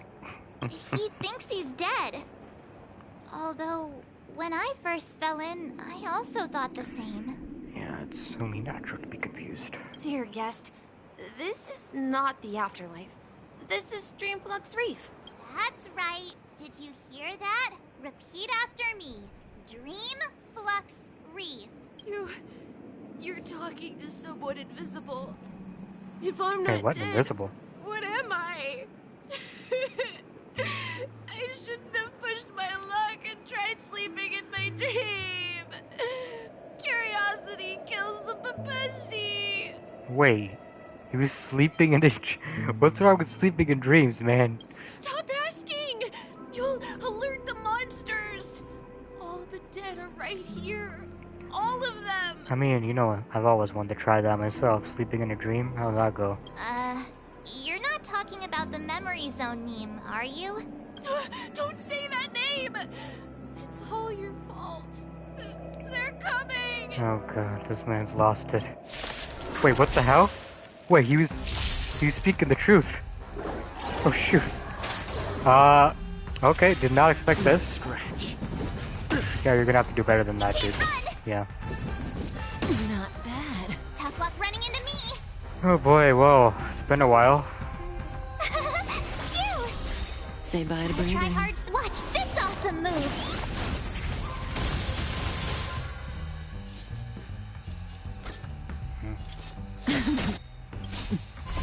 Time to This say should do it. bye. Boom. I need to be brave. Oh really? You survived though. Eliminating front. Stand still. I'm on guard. My turn. That should do it. He passed out. His intense negative emotions attracted the nearby memory zone memes. Oh, it's because he was panicking, of course. I see. But why aren't the other people around here scared? What a good question. Unlike in the Sweet Dream, people here don't see memory zone memes as dangerous monsters. Why? And even if they pose a threat, people can easily escape by forcing a wake-up call. Okay, but I'd still be scared. There's still monsters. But we can't just leave this man here. Can we take him somewhere safe? We can ask Jesse for help. I've gotten to know many locals while waiting for you guys. Jesse. Everyone here is living a self-sufficient life. I don't know how to describe it, but this place feels like the real dreamscape. Kind of make a lot of sense. Oh, is sauna time over? Chirp chirp. Even feathers will be loosened up by the hot steam chirp. I feel my body going woozy chirp. Can paper even be soaked in saunas? Origami birds aren't made from actual paper. Why would we get wet? Or would we? Chirp. I'm gonna look for Dr. Blues right now for answers. Dr. Blues. Hot steam from under manhole cover rises gently. Wow. Could this be one of the legendary 7 manhole covers? The manhole cover of abundance? What? That's cool. That's great, yeah. I'm glad I found that. What's going on here? It's moving. Did you see that's moving? What? That's just a trash can. You can't see it either. That's fine, I can see them. I know the danger. What madness are you sprouting? Get out of the damn way. Madness? Madness. I'm not mad. I'm the only one who sees what's going on here. You've all been lied to by the family. I'm telling you, there are minions everywhere. They could even be right here, or maybe even over there. They're always watching. They're watching all of us. They linger around every corner. I'm getting out of here. You should stay away from this guy too. Probably came here just stowaway. Spent too long with the Dreamflux Reef and end up like this. The family, they're always watching. Okay dude, look, you gotta calm down, okay? Everything's fine. I'll make you happy, okay? There you go. Farewell, fake dream. I've escaped. I succeeded. The land of Dreamflux will protect me. Farewell, cursed monsters without demons. May you rot in hell for all of eternity. Don't even dream of trying to catch me or turn me into your little snack. You'll never catch me. Okay, I don't think that worked. Okay, what if I piss you off? Maybe that'll work. Hey, my friend, do you know the sweet dreams trope? They're little wretches. You can see all of the praise in the dream. Let me tell you, don't let their harmless appearance fool you. They're freaks that fear nightmares to grow. They're part of the family's wicked scheme. Stay away from them if you want to live. They'll trick you into going into their nightmares and use you as a fertilizer. If those things come at you, you gotta smash their shells.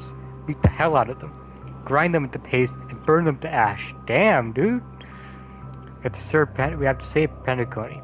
Help me fight off those monsters together. We have to chase them back into the nightmare and make sure they can't come out and harm people again. Why won't anyone believe me? Okay, maybe I'll make you depressed. Maybe that's gonna help. It's hard to believe, but I know the family must be trying to brainwash me. You can't even imagine how terrifying that place was. It took so much energy just for me to drag myself out of that hell. In the end, they told me everything I saw was hallucination triggered by the Mori allergy.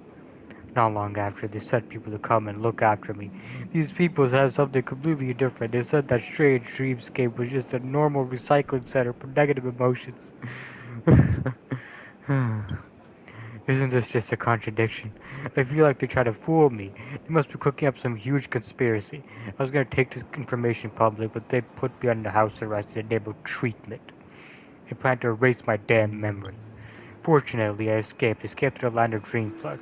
Dreams are not safe, dreams are a lie. Yeah, I don't know what to do with this guy. At this rate, the family will be done for. Done for! Too bad for you, dude. Music. I'll pass.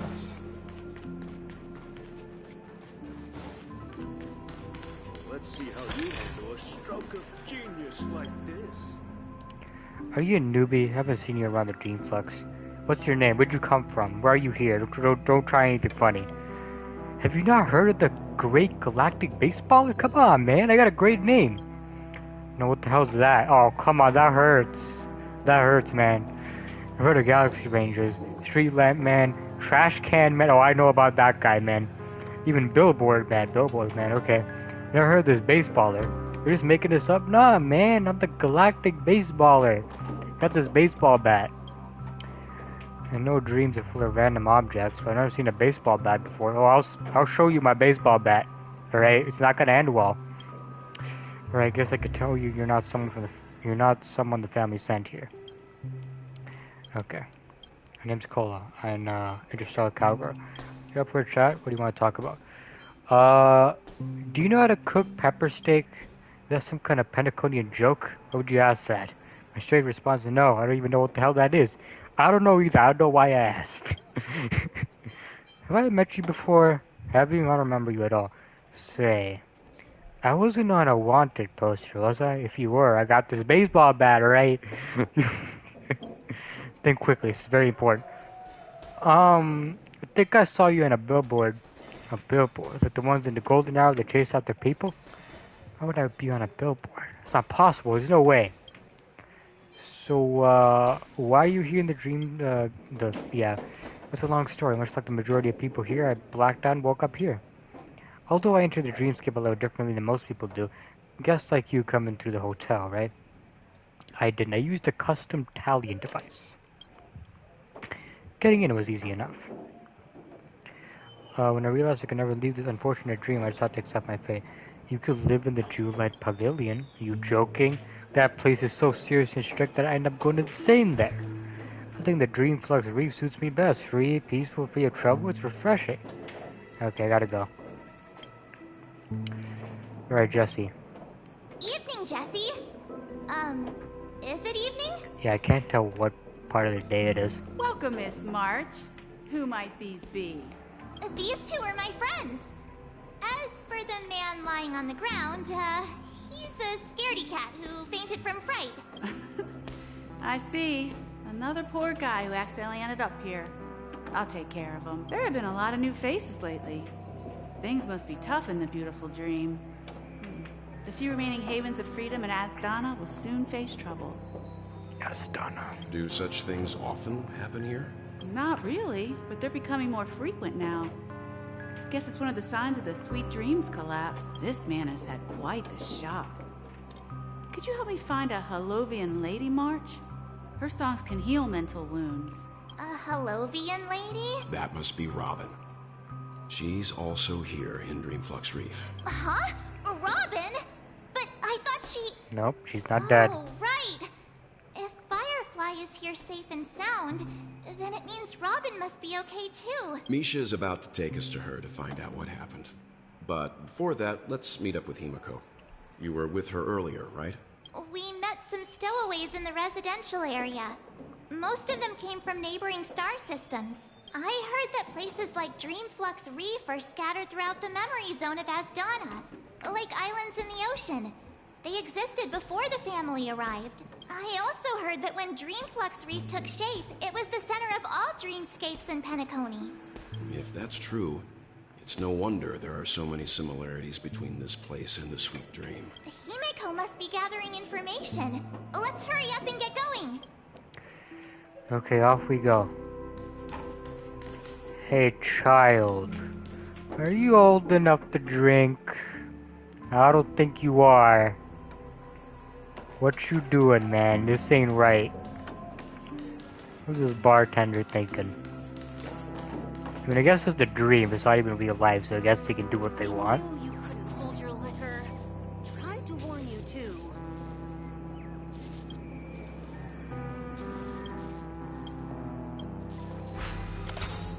Guys, do this puzzle. It has been a while. Okay, so I gotta move you. No, hold on. So that's fine. No, that's not gonna help me. Can you? Yeah, do that. There we go. There we go. We got that. For you, I just gotta do this.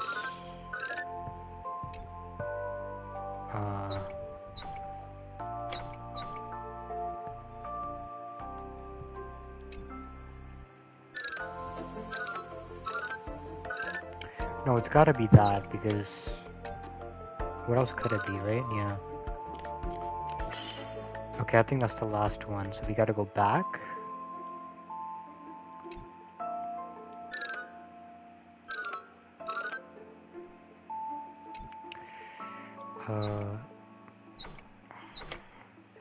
No, I think that's the path right there. Okay.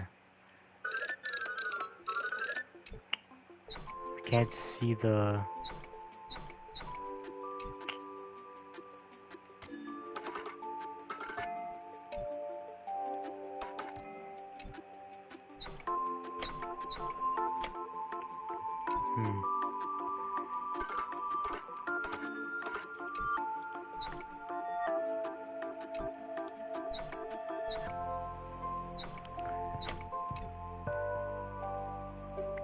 Oh, maybe I have to go all the way around. Oh, that's gonna be annoying.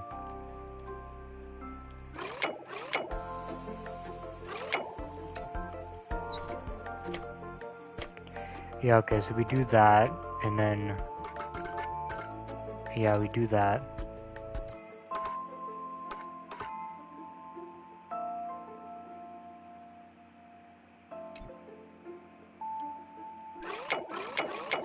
There we go. That was a bit more complicated, actually.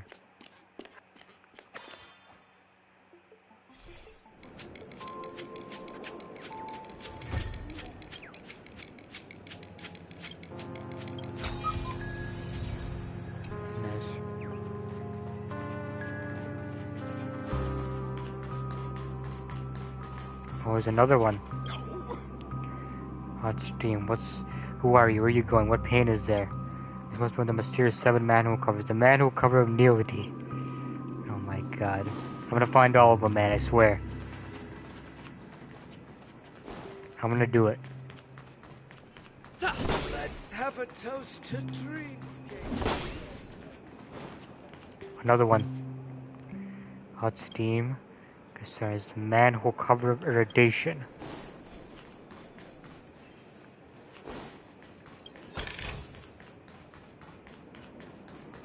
Okay, I don't see another one. Oh, there's another one over here. Steam, the manhole cover of Harmony.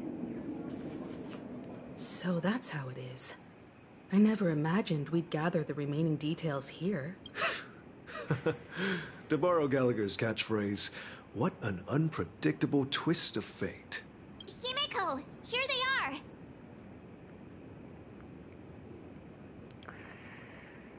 I'm gonna take a quick bathroom break.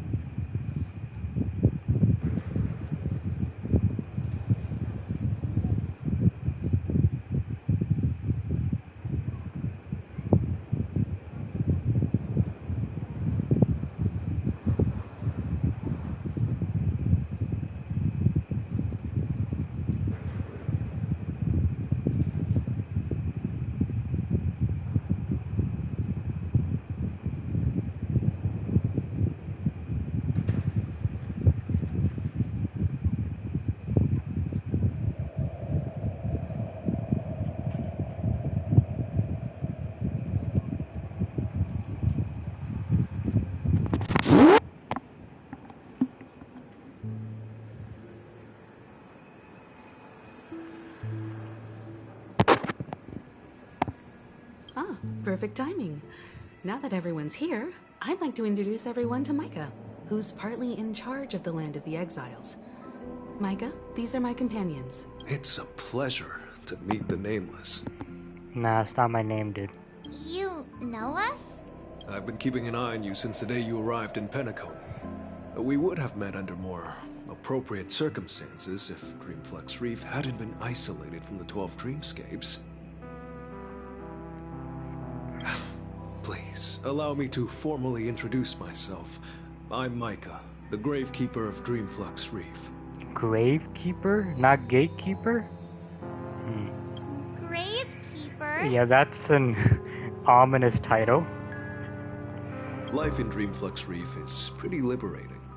Everyone here mostly keeps to themselves, without meddling in others' affairs.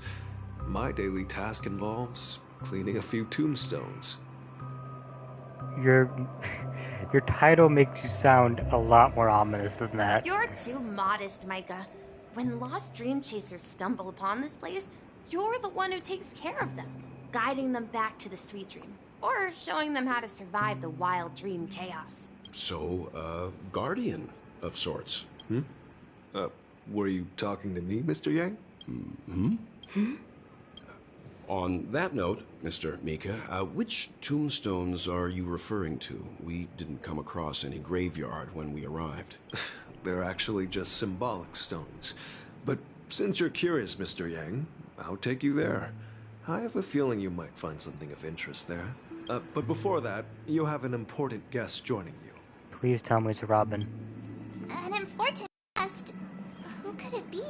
It's gotta be Robin. This way, please. The roads here in Dreamflex Reef are a bit run down, so watch your step. Give me a second, I gotta find more of these. Wait, At this rate, the family will be done for. Done for! Aren't there any more manhole covers here? I gotta find all of them, you know?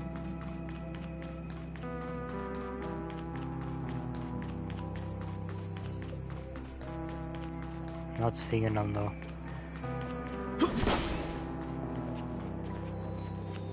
Oh, what's this? Death of the Crow?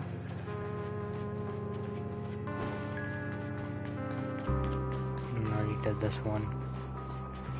Yeah, I don't think I'm gonna find anymore. Wait, what about this? Oh!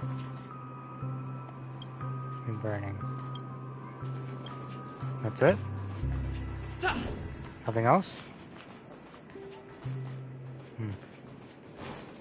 That was pointless.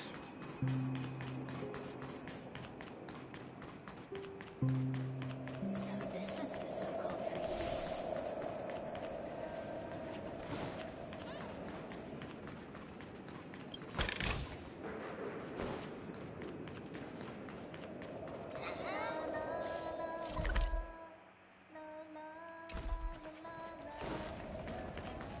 Oh, here we go. The manual cover of the hunt. I'm gonna complete the collection, man. I'm gonna make it happen. I'm gonna make it happen, I swear. I don't see any more. I'm just a wallflower.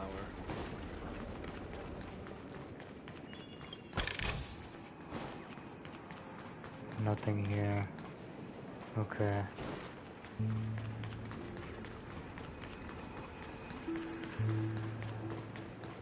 Yep, so it is her.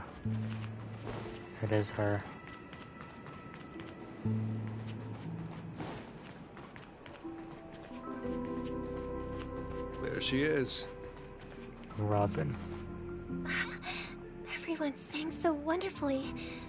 It's not often that I tried this music style, but I've gained some valuable insights from it. Oh, I can't thank you enough, Robin. Well, these kids have made incredible progress in only a few days. Nothing, Grace. I merely taught them how to sing.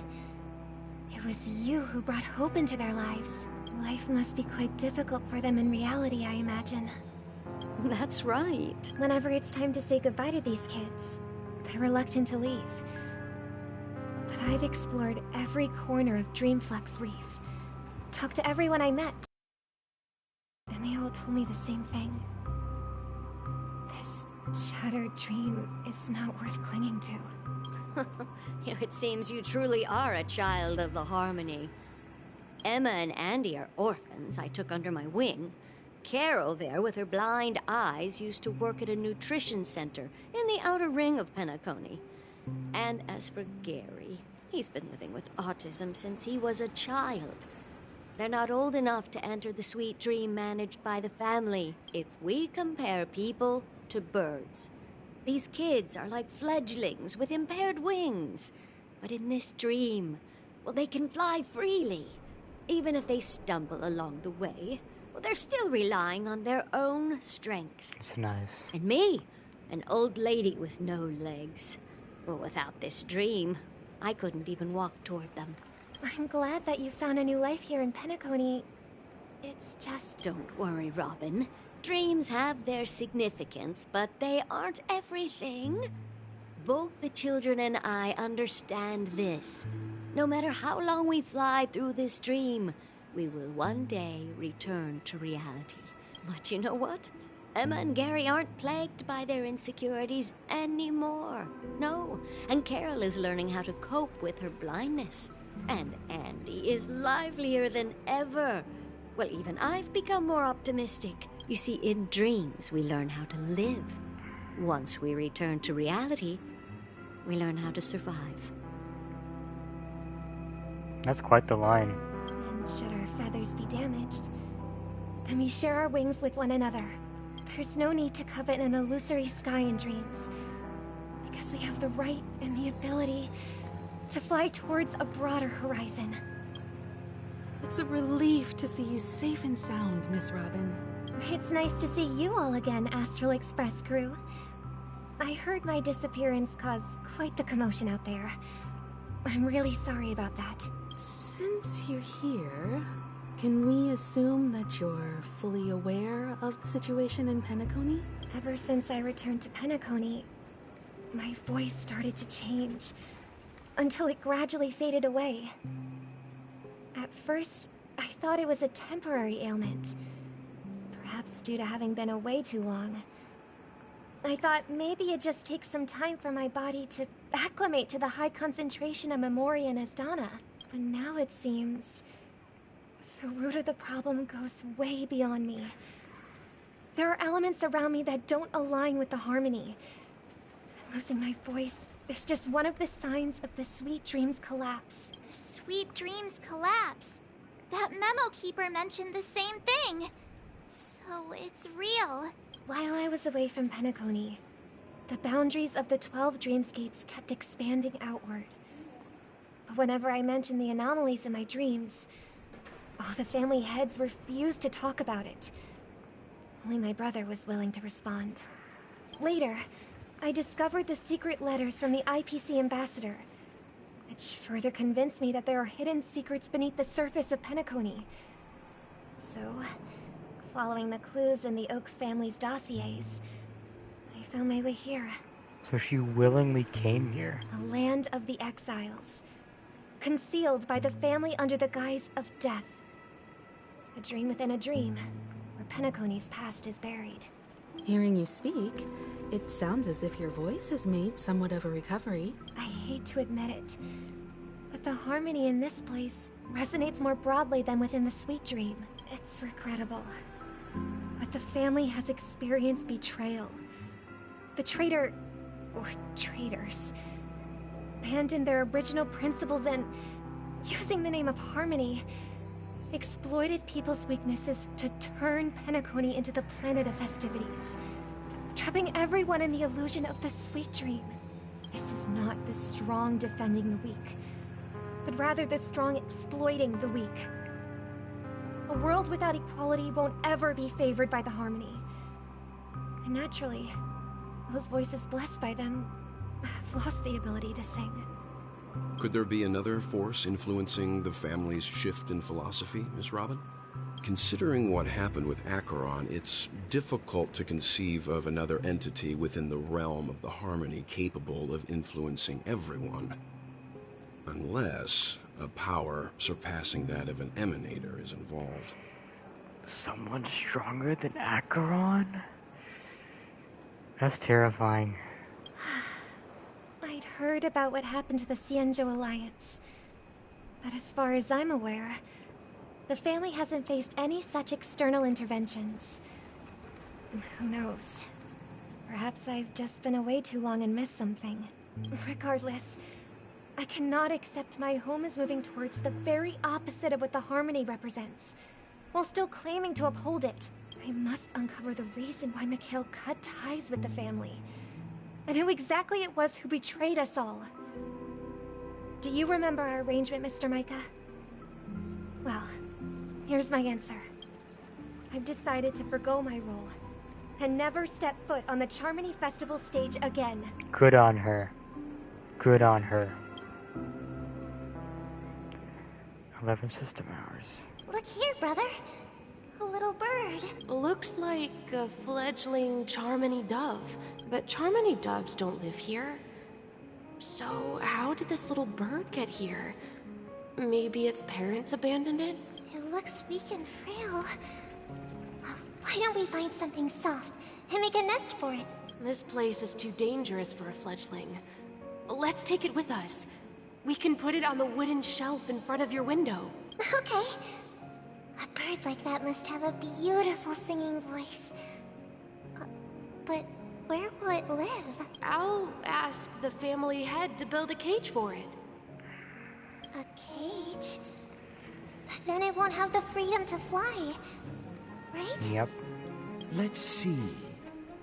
What is it that has captured the attention of the two best interpreters of the Great One? To the point that they've forgotten how to enjoy their dessert. Oh, poor little thing. Doesn't look like it's doing well. Do you want to rescue it? I do. But I don't want to lock it up in a cage. Why? Even if it's small and not fully feathered and can't sing. It didn't come into this world just to be locked up in a cage.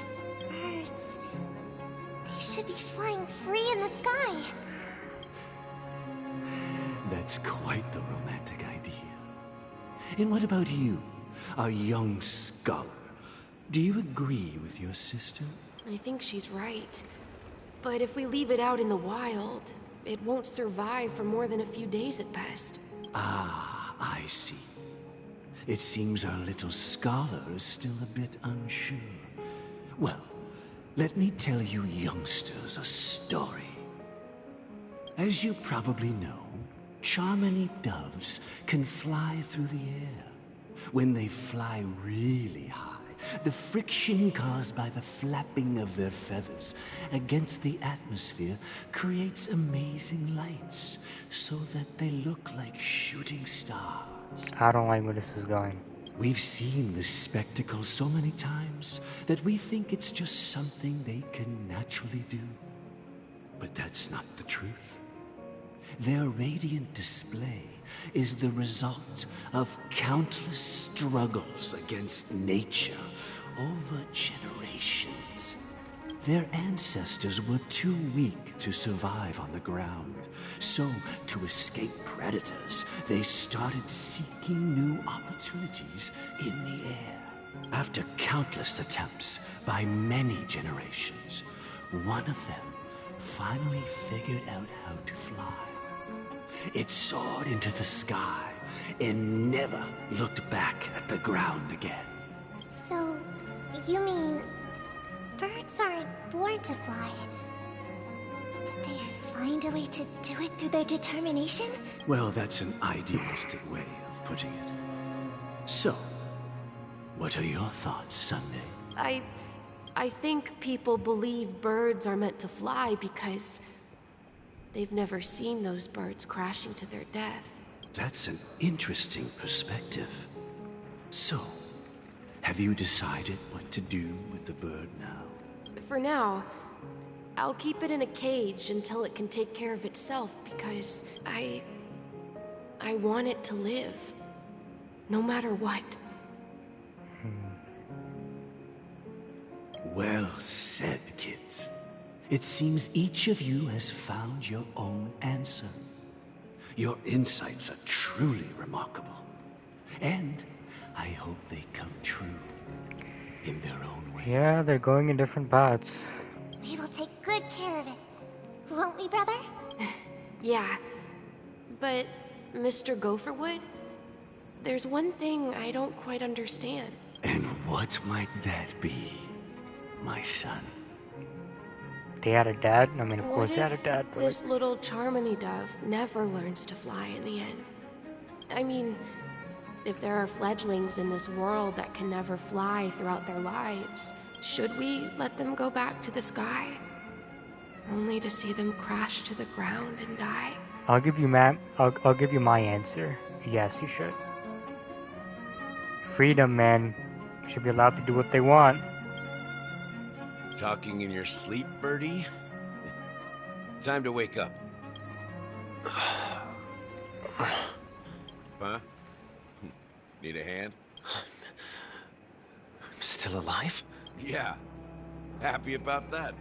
Where is Robin? Tell me. Now. I knew that was going to be the first thing you'd ask. Don't worry, your sister is here, safe and sound. She's probably walking around the streets now. If I were you, I'd be more worried about myself. After all, right in front of you is the guy who just stabbed you in the chest with a dagger. If you wanted to kill me, you wouldn't give me the chance to speak. Just tell me your demands, lackey of the Watchmaker. So, you figured out who I am, huh?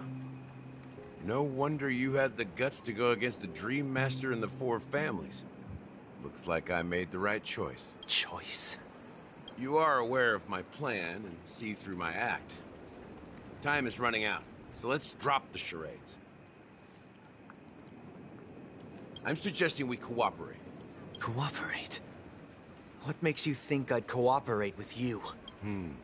The fact that the famous Robin has chosen my side. Plus, some clues about a traitor and a bright future for Penacony. Any of that catch your interest? I'd say all of them should.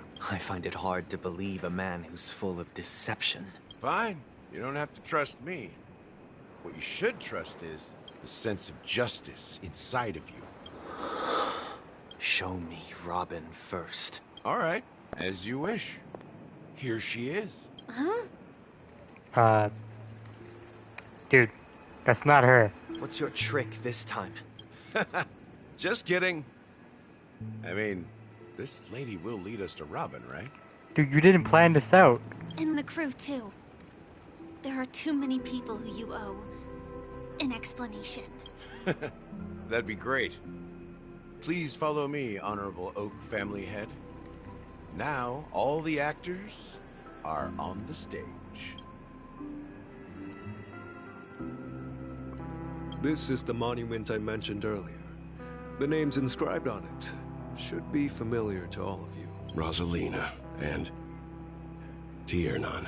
When Penacony was known as a frontier prison, it was the Trailblazers who connected it with the stars. They were the heroes who saved Asdana, and their names deserve to be immortalized. Not just on the small stone tablet, but in the annals of history for all of time. However, today, the planet of festivities is nothing but sweet dreams. That heavy piece of history is all a distant memory. Just like that prison.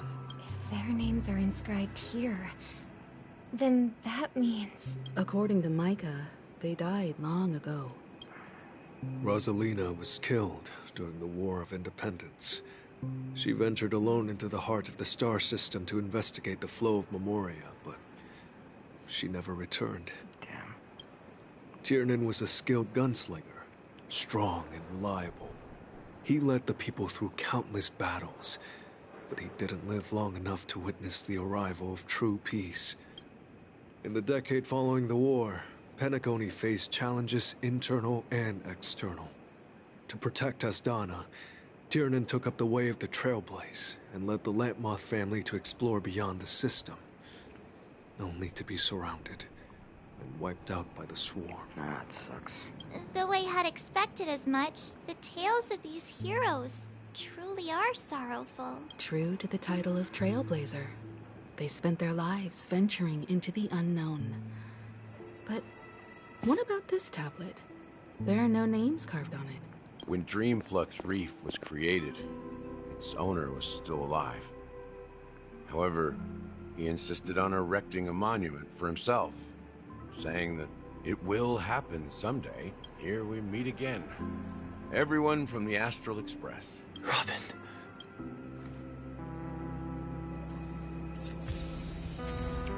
Speedy humps.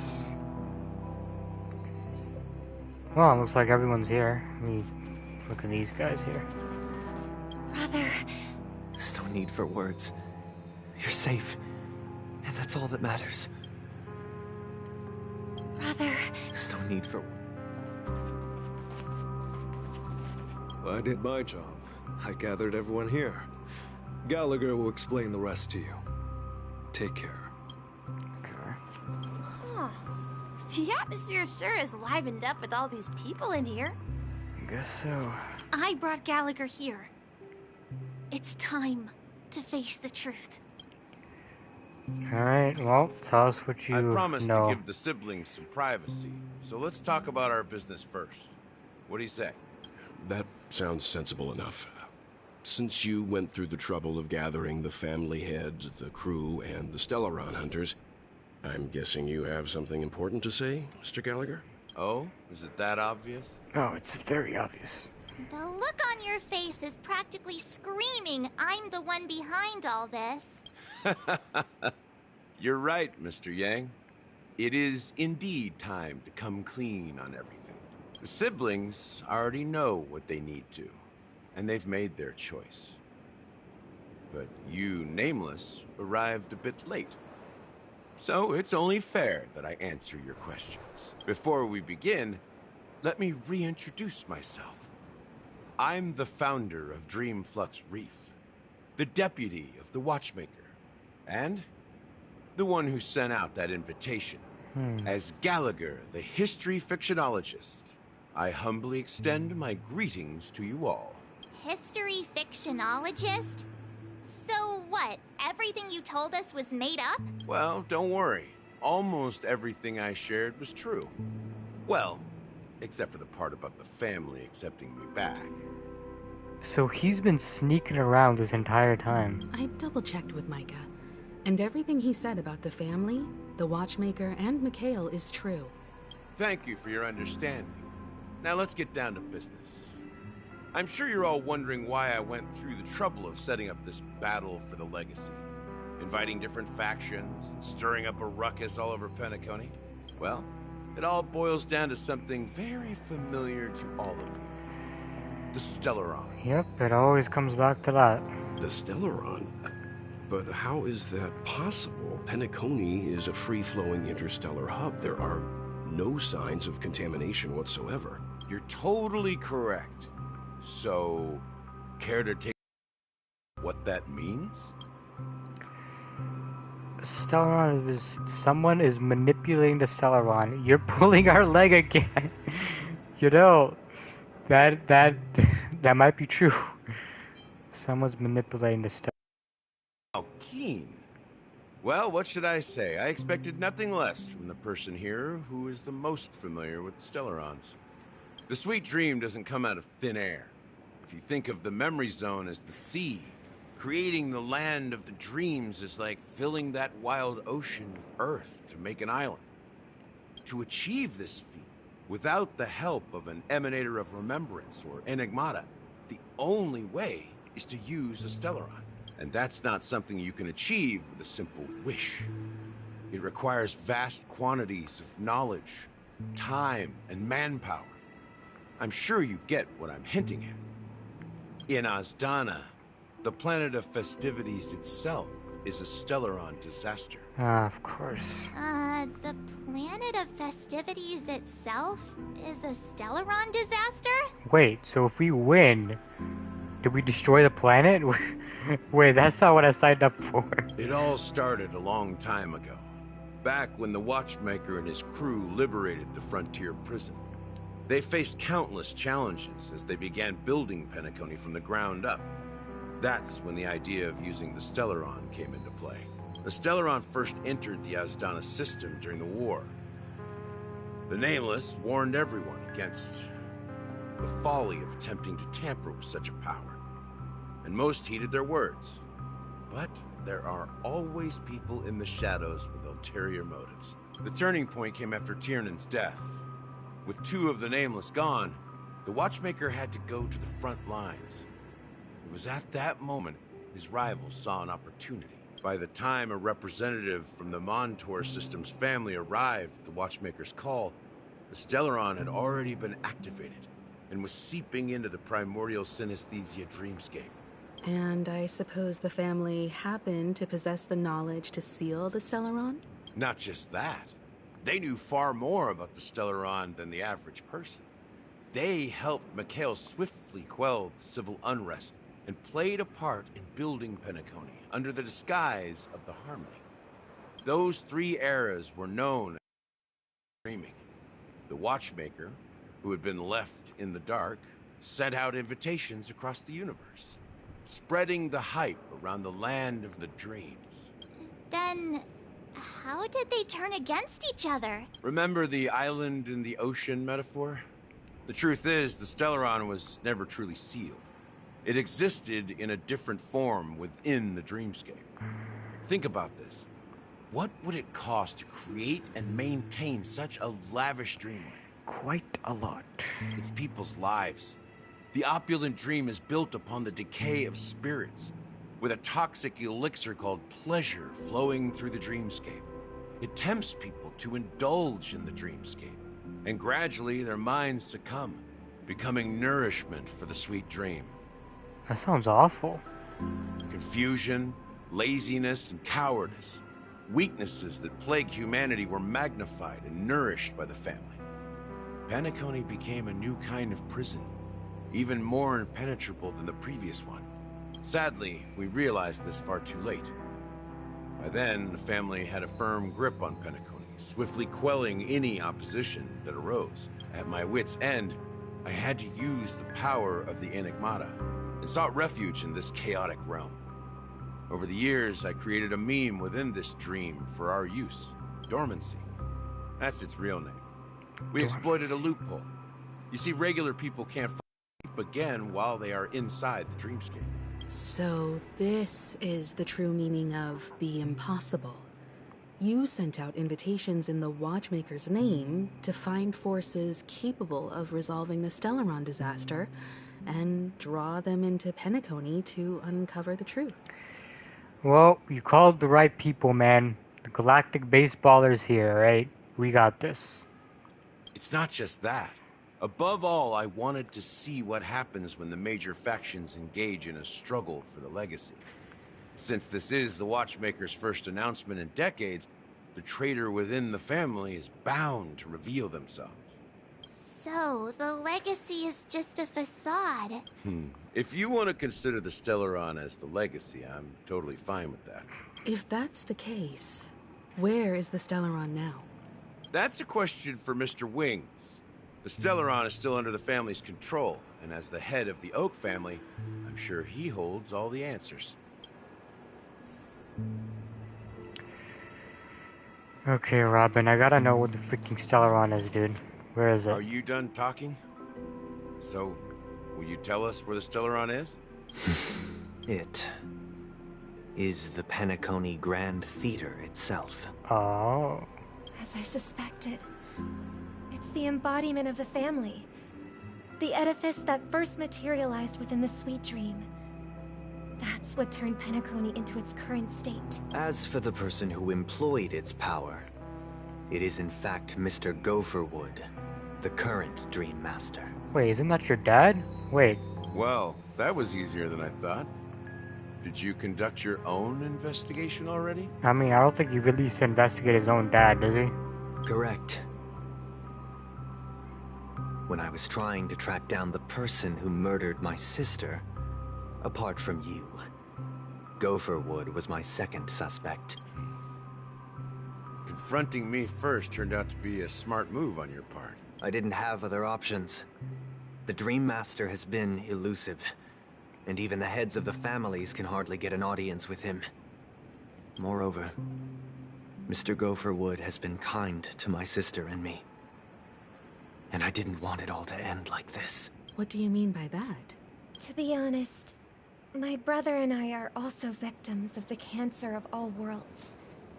We grew up as orphans, and were adopted by the family when they came to help. Mr. Gopherwood recognized our potential and brought us to Penacony. But I can't just stand by and watch Mr. Gopherwood become an enemy of the Harmony. I won't use my voice to support an evil cause. I won't step on that stage and sing, no matter who the traitor is, or what orders they give me. I won't let the Charmony Festival become an event that destroys Harmony itself, or the paradise in our dreams. Indeed. For the paradise in our dreams.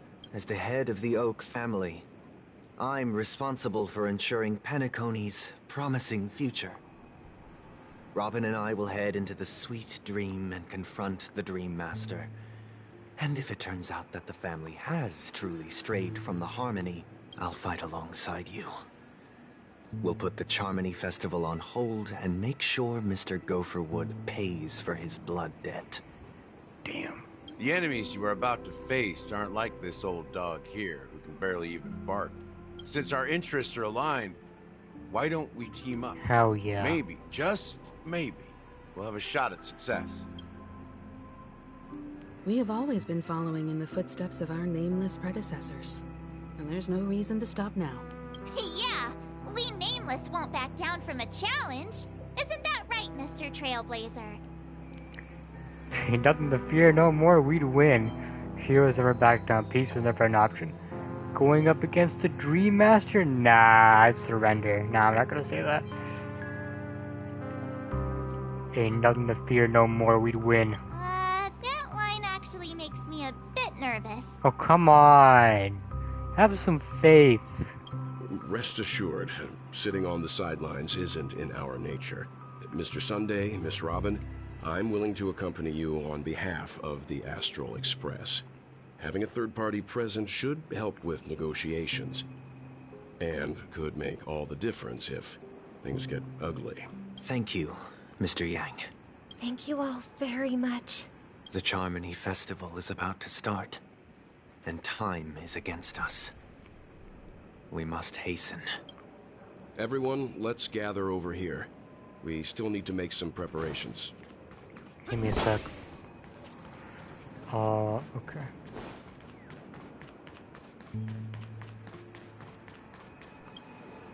I may have been quick to step up to the plate, but confronting the Dream Master could be a very dangerous affair.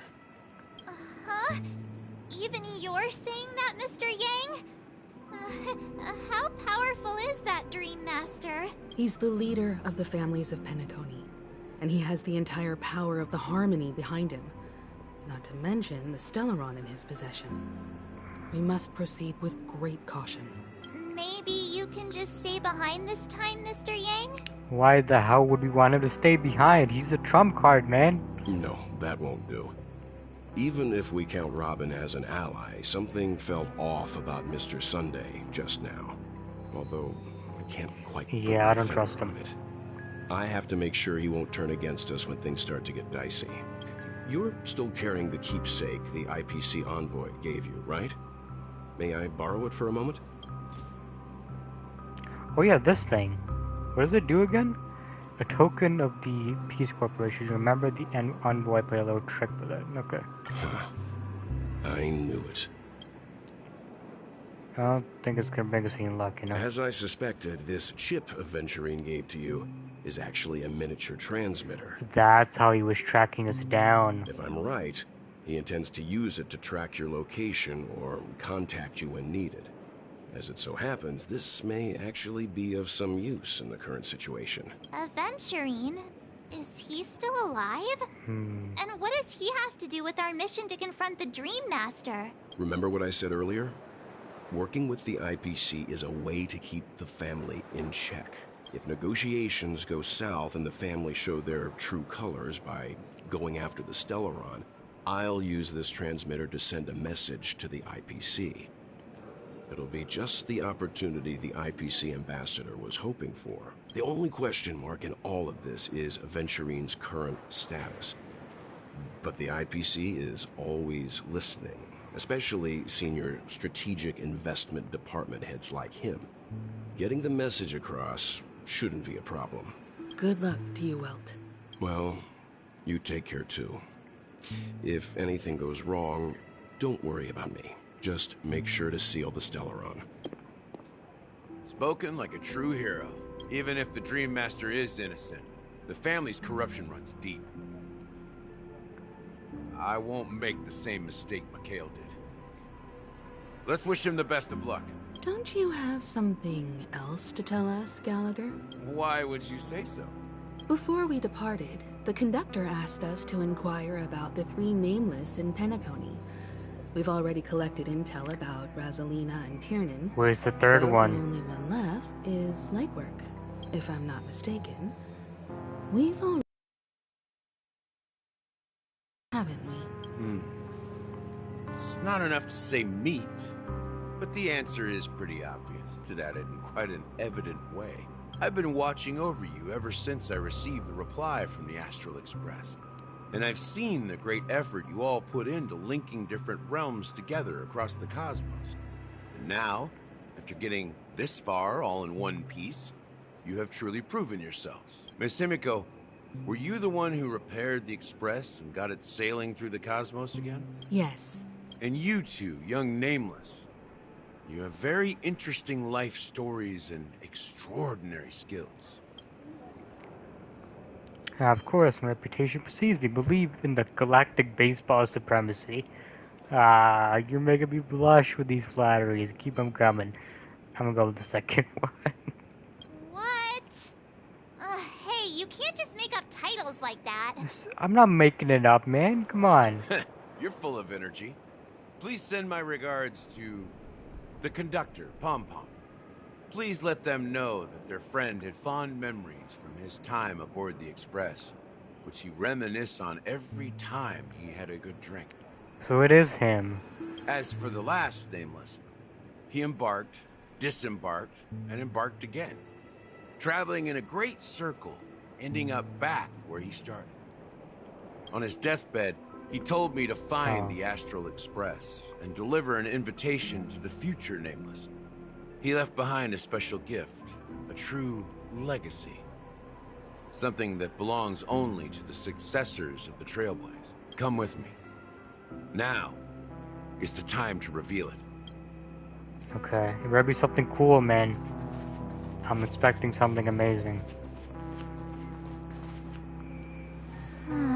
Back here again.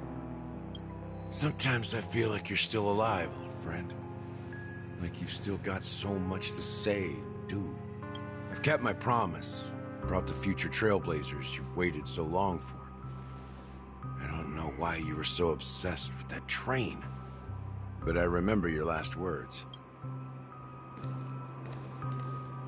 Don't let us down, old man. What the hell's happening? What's happening? What you do?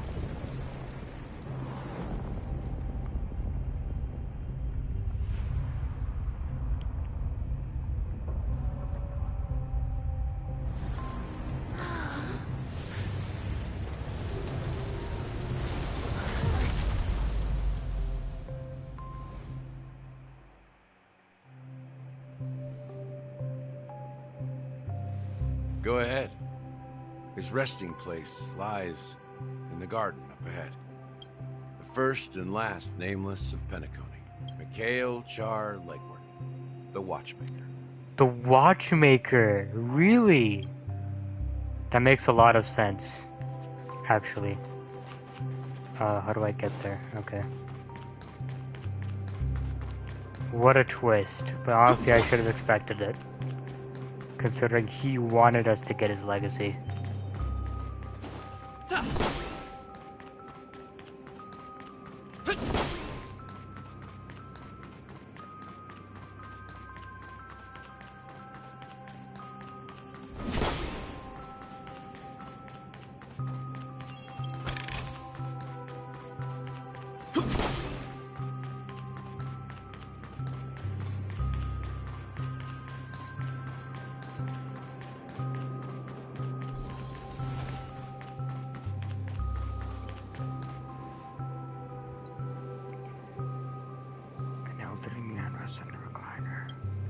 The Watchmaker has passed into the endless, timeless dream where no sound could ever awaken him. Sure enough, the Watchmaker is the third nameless. Even I could guess that one. The legacy he left behind was a dream bubble. I believe inside that bubble, there's something that holds meaning only for the Nameless. After all, when I checked its contents, I found nothing inside. Maybe some Trailblaze runes? Even more mysterious than me. Well, let's have a look. Take a deep breath and steady your mind. Turn your gaze towards Watchmaker. Touch the dream bubble. Press your hands against the dream bubble. This time you see nothing at all. Try to focus. Now actually take a deep breath. It's really extraordinary. Perhaps our approach was wrong. You think holding your breath. With one knee on the ground, you press your forehead against the thin film coated in the memorial. There remains an endless abyss of darkness. No crimson sun. No traces of Trailblaze. There's nothing. Nothing is there. Indubitably, this is nothing but an empty dream bubble. Wait, what's going on? This can't be the legacy, man. Seriously? There's nothing inside this dream bubble? How could a dream bubble be empty? Just as I suspected. What? That old man always had this strange belief in the Nameless and the Trailblaze. And I never understood where he got that confidence from. Especially since he never managed to get in touch with the Express while he was alive. I could never figure out what was going on in that old man's head. This empty dream bubble is so typical of him. He was always full of weird fantasies and incomprehensible romanticism. I'm gonna guess that it's something like, we don't need his legacy or whatever, we're strong enough. Or something like that, I don't know. Mischievous old man. Well, I didn't expect him to leave anything concrete behind anyway. Don't think that's the case, Gallagher. I'm sure Mikhail has left us the most precious thing of all. Don't start getting all philosophical on me, alright? Just as Mikhail believes in the Nameless of the future, we unconditionally believe in the Nameless of the past. How could they leave with regrets for the future when they were ready to dedicate their lives to the land they loved? There must be something contained in this dream bubble. It's just we haven't figured it out yet. You also have faith in the Watchmaker, don't you, Gallagher? Well, I'm a follower of the Enigmata. My philosophy forbids me to have faith in anything. That's why I understand what faith means in the path of Trailblaze. And I also want to know what he left behind. I'll leave it to you guys then. Can I borrow your pet? I need to make a trip back to Golden Hour and check something at the Dreamscape sales store. So I guess you guys stabbed yourself again. It's for Mikhail, and for the future of Penacony. Oh, we're switching to this guy's view. Welcome to the Reverie Hotel. How may I help you? Greetings. We're the Nameless from the Astral Express, and we'd like to check in. The Astral Express? But I thought... Yes, my companions already checked in. My name is Dan Heng, and I believe my personal information is recorded in your system. I see, but your companion said you wouldn't be coming due to a change of plans. Now the plans have changed again. And you are... Me? I'm Pom Pom. Oh my god. A new Nameless who's also with the Astral Express. Dude, you could have picked any other why'd you have to pick Pom Pom, man? He's my fellow Trailblazer. We responded to the family's invitation before he boarded the Express, so he wasn't registered in your system. Is it possible to accommodate him as well? Oh, I see. Another one of the Nameless had a similar situation. Seems like a lot of people are joining the Trailblaze these days. Since there's a precedent, it shouldn't be a problem. Just give me a second to contact your companions. That's not gonna work. I'm sorry, dear guests, but it seems I'm unable to reach the other members of the Astral Express. What do you mean by unable to reach them? We're kinda somewhere we're not supposed to be, Dan Heng, so... My apologies. This is the first time I've encountered a situation like this. However, the system indicates that those guests are still in the dreams. Give me their room number, and we'll go check on them ourselves. Dude, that is the most suspicious thing you could ask her. I'm afraid that's not possible. I need to verify both of your identities before I can share any guest information. How about you just wake up someone? Let's say, Welt? Why do you have to talk in such a suspicious way? Can you not try harder than this? I'm sorry, but there are strict rules regarding forced awakening. It cannot be done without the proper clearance. So nothing works, huh? What's your solution then? Are you saying we sleep here? At the reception? Please be patient. We need to contact your companions in order to confirm your identities. And now it seems you need to confirm our identities before you can contact our companions. It seems so. Oh, fudge. Look, nothing personal, but if you can't handle this, go find someone else who can.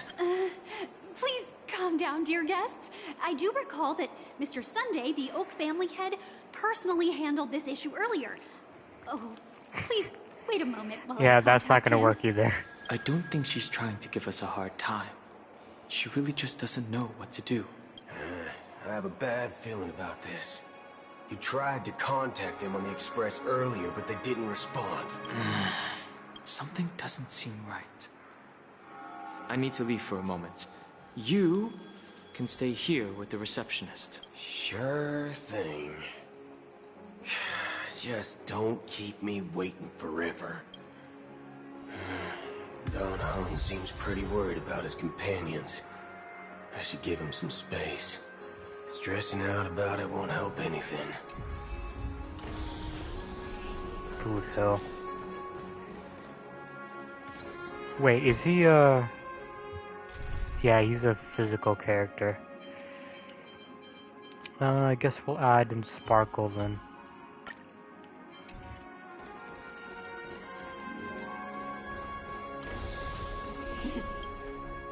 The Charmony Festival is about to start! I'm so excited! Yeah, that's not gonna happen. Hey! You guys here for the Charmony Festival too?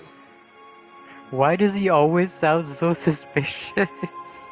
Like, he gives a vibe like, hey, eat my candy, kid. You know, like, that's the kind of vibe he gives off. Well, I didn't come all the way here specially for the festival. Honestly, I don't really even know what it's about. But I heard it's a lot of fun! Well, back in my homeworld, Anaria, we have festivals like that all the time. My dad threw me a birthday party one time that was just as extravagant as the Charmony Festival. Oh, come on! The Charmony Festival is a once-in-an-Amber-era event! How can a birthday party compare? Well, you never know, right? Maybe on her world, birthdays only happen once in Amber Era. That'd be terrible. Anyway, let's forget about that. Have you heard about the, unsettling things happening in the dreamscape? Unsettling things? What could possibly go wrong? It better not ruin the Charmony Festival! I've been looking forward to it! Guess I don't know. Relax. With a big event like this, there's bound to be lots of gossip and rumors. Don't worry. If anything does happen, the family will be on top of it. Oh, that's a relief. I didn't come all this way to see the festival go down the drain. Well, looks like I won't get any fudging clues out of these two. They're clueless.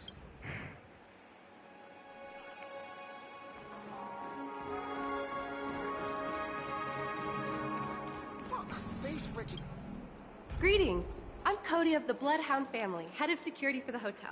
How may I assist you? Hello.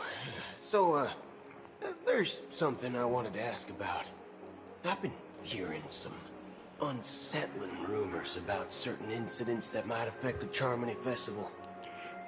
Well, she's not gonna tell me anything about that. Do you think there's anything to be worried? You're gonna say I no. traveled all the way from the Hayaii Federation, and I don't want my trip to be ruined. What do you mean? Wait, you haven't heard? I'm not sure where you heard those rumors, but they're completely baseless. I can assure you, as a representative of the Bloodhound family, that everything is going smoothly for the Charmony Festival. At present, all of the families are focused on making sure the festival starts on time. Even the Dream Master himself has arrived. So don't worry, your trip won't be in vain. That's a relief to hear. She doesn't appear to be acting. So, it seems that even the hotel staff are out of the loop. Back already? Hasn't she returned yet? Nope.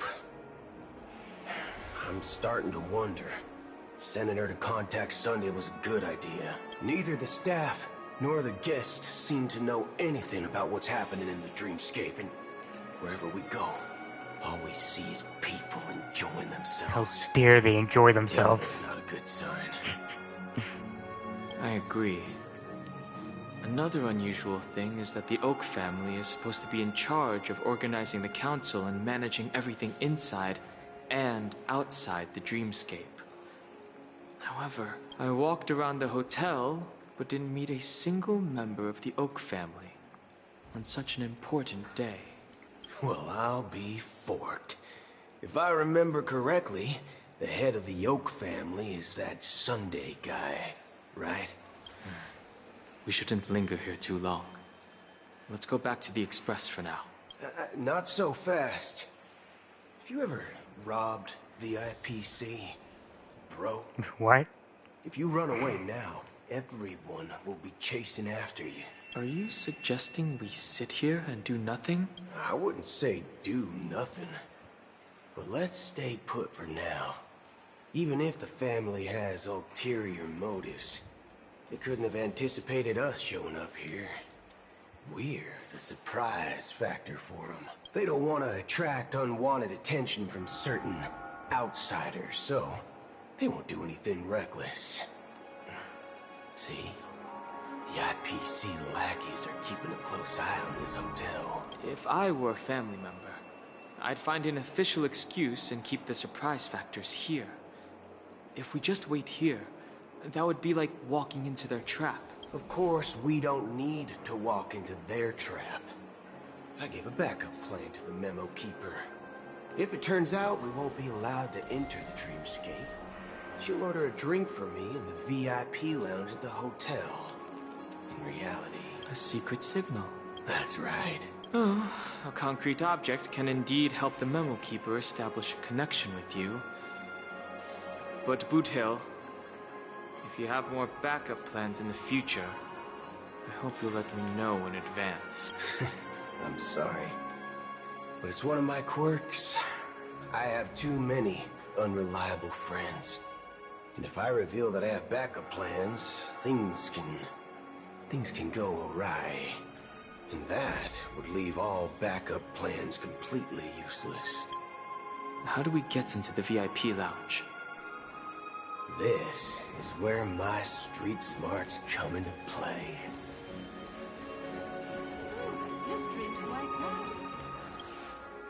You're the lobby manager, right? Yes, I am.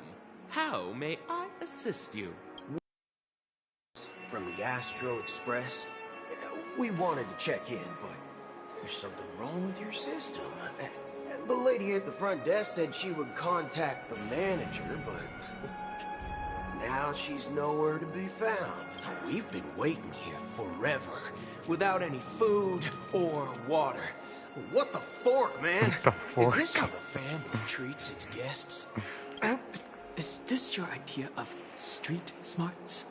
Starting an altercation? Well, yeah, that is street smarts. Showing me the bigger man, you know? It's called standing up for your rights. I apologize for the inconvenience. Please wait while we try to contact Mr. Sunday. I'll arrange 2 premium seats in the VIP lounge so you can Rest there while you wait. See? Just like that. That was a bit too easy. Just don't call yourself nameless next time. Wow, this bar's something else. Certainly worthy of the planet of festivities. One Beach Soul Glad? Good evening, gentlemen. Hey, I have an order for a bottle of Hasdana's White Oak. Can you help us find it? Hasdana's White Oak? I think there might be a misunderstanding. We don't serve that here. Oh, no way. Are you sure you're not mistaken? If someone had reserved such a beverage, I would definitely remember it. It sells for hundreds of thousands of credits per bottle, after all. I couldn't afford to cover for such an item if it were broken or lost. That's strange. Well, could it be that the memo keeper couldn't afford it? Then what should we do now? Oh, no need to rush. Well, let's grab some drinks first. Maybe I arrived too early and he hasn't come yet. Oh, she's already here. Let's see what kind of juice malts you all have here. Well, give me a glass of Heenum Valley, 40 years. I'll have it neat. No ice. Wow, that's the most expensive one on the list. You have a taste for the finer things. It's on the house, anyway. What can I get for you? Anything you recommend is fine. Then I would recommend today's special, Glass Village. It's classic Soul Glad mixed with Laboom juice. It's refreshing and suits your cool demeanor. Just 1 minute. It's called you cool. Ah, this flavor. Dynamite barbecue with rocket fuel. Ooh, really hits the spot. Truly the finest sherry cask-aged malt juice in the cosmos. Dynamite barbecue with rocket fuel. Is that really something that humans enjoy? No, I don't think it is. At least not normal humans. Hey, this guy doesn't know anything at all. As long as you're satisfied, dear guests, please enjoy. Let's give the memo keeper another half system hour. If she doesn't show up, we'll need to come up with a new plan.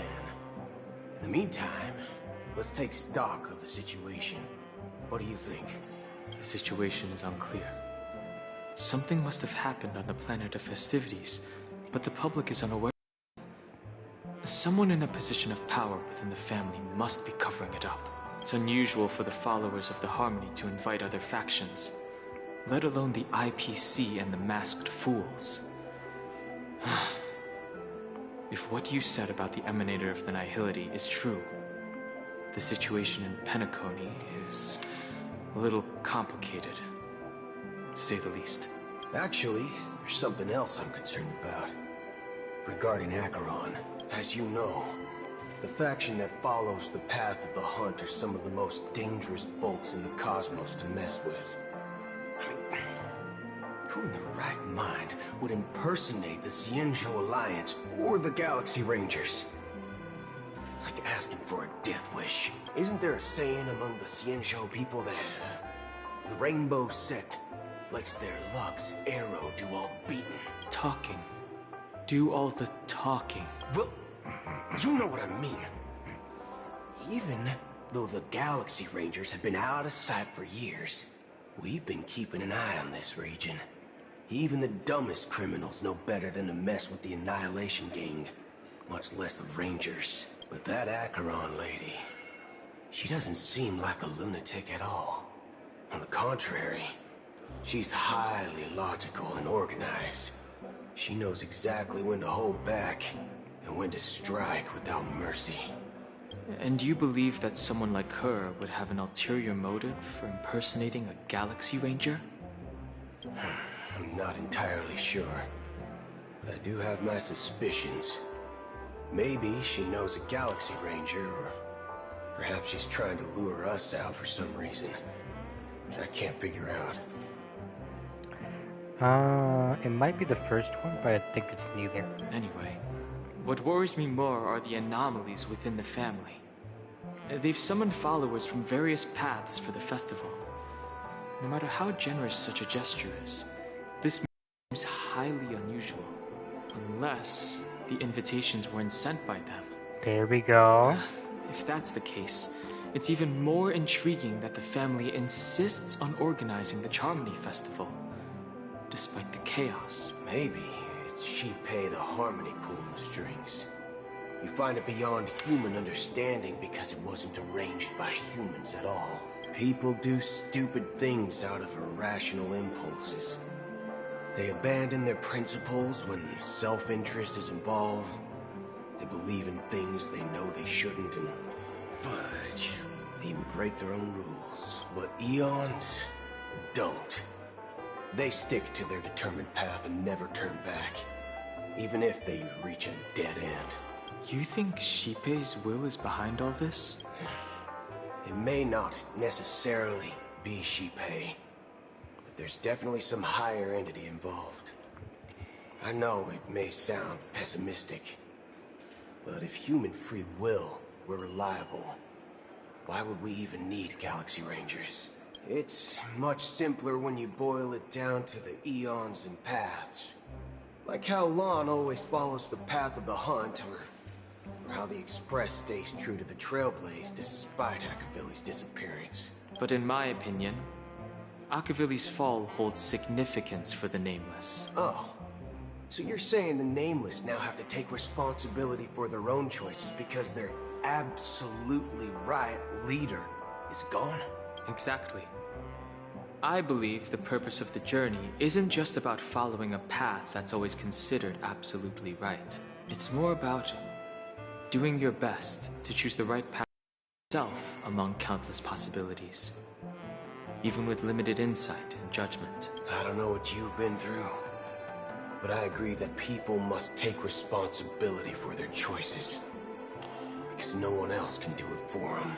That's why the Galaxy Rangers need to uncover the imposter and figure out her true intentions. Just in case. I have a backup plan if the Memo Keeper doesn't show up. This is my final backup plan. I promise. You sure have a lot of cards up your sleeve. He does. Well, going back to my old career would make things a lot easier. By the way, when you were walking around the hotel, did you happen to see any important-looking guests? What's your plan? It's simple. We just grab some hostages and use them as bargaining chips with the family. Or maybe we can even take their identities. Dear God, you're aggressive, man. No need for that. We'll return to the Express now. Wait. Are you getting scared? Draw your weapon. Let's make a big scene. Are you leaving, esteemed guests? Would you like to cancel that Asdonis White Oak you just ordered? Huh? Asdonis White Oak? But didn't you just say... Ha ha. Looks like you are a bit intoxicated, esteemed guests. You ordered a bottle of Asdonis White Oak just a moment ago. Looks like your Memo Keeper friend has finally arrived. Oh, right. Sorry, my memory's not the best. I'll be waiting for you on the Astral Express. No mistake. That's her message to you. She knew the hotel wasn't safe, so she suggested we find another place. Well, looks like we took a detour, but now it's back to the Astral Express. So, what are we waiting for? Let's go. You're back? Two guests just boarded saying they were looking for Boot Hill, so I told them to wait in the parlor car. Why two? Oh, just in time. 2 guests? Yeah, or 2. Look, we welcome all passengers on the Astral Express, but sneaking in like that, you have no regard for etiquette. My apologies, conductor. It was an oversight on my part. I assumed you were already acquainted with the garden. Given the chaotic situation in Penacony, the Nameless are the only ones we can truly trust, right? You are the Memo Keeper. Pleased to meet you, Dan Heng. I've seen you in others' memories. And as for Boot Hill, this is our first face-to-face meeting. I hope you enjoyed that bottle of Astana's White Oak. You sure have a refined taste. Finally, Memo Keeper. Well, let's cut to the chase. Spill everything you know. That's precisely what I intend to do. But before that, please allow me to introduce myself. My name is Black Swan, and I serve the Garden of Recollection as a memo keeper. As for Acheron's story, I'm sure she knows it better than I do. Holy shit, she's here. Greetings. I'm Acheron. What? You Garden of Recollection shirtbag! You betrayed me! I apologize, but she did that at my request. Due to certain reasons, I have been exiled by the family. Thankfully, this memo keeper came to my aid and helped me escape their surveillance unnoticed. To be honest, it was more like stalking than helping. And the process was far from unnoticed. But we did escape. I asked her to guide me to a place beyond the family's reach and to contact a few trustworthy individuals. Namely, all of you. Trustworthy? Son of a nice lady. You think I'm dumb or something? How about this? I'll put a few bullet holes in your head and see what secrets spill out. Then, we can talk about trust. It doesn't have to be like that. I'm willing to answer all your questions, but not right now. If my cover hadn't been blown, we might have had more time, but at the moment, we don't have any other options. No other options? What do you mean? This is the only way I can ensure everyone's safety. I kindly request an immediate warp jump out of the Astana star system. This passenger is requesting... As far as I can tell, she's not a threat, and seems to be telling the truth. I've briefly traveled with your companions and know their whereabouts, Dan Heng. Please rest assured, your nameless companions are safe, but they need our help. As for Boot Hill, you may have guessed, I've been waiting for you. Galaxy Rangers are known for their elusive nature and limited contact with each other, so this was the only way I could reach out to you. Oh, so she took the name of the Galaxy Rangers to bait him out. Only by doing this can I find a true Galaxy Ranger and fulfill a long-standing promise. To return his relics to their rightful owner. Someone once told me that every rainfall is like a gift from the heavens. A sign of their mercy upon the world. Raindrops are said to be the tears of the gods, shed in response to the sorrows of the world. Their constant pouring is a reminder that the gods haven't abandoned us yet. So, how long has this rain been going on for? I used to believe, just like you, that it would eventually stop. Years and decades passed. And in the end, such hope faded away before the rain did. Looks like the god you mentioned doesn't exist after all. Well, let me share a story with you. Mortals who walk the paths are like sailors on a vast ocean, leaving behind a trail that creates countless ripples of possibilities. These ripples last longer than the fleeting lifetimes of humans, and for some, their presence leaves such a strong mark that it's reflected in the waves. Like those shadows on the ocean. Sin-thirsters, the obsessions of the Pathstriders. They emerge from the depths of IX, seeing themselves as masters of their own destiny, unknowingly repeating the actions of their past lives. They emerge from the nihility and head toward it, leading purposeless lives. However, these hollow phantoms, they were once my dear companions. A group of Galaxy Rangers. Are you watching over them? Watching over them? No. I'm guiding them toward transcendence. It was a brutal war.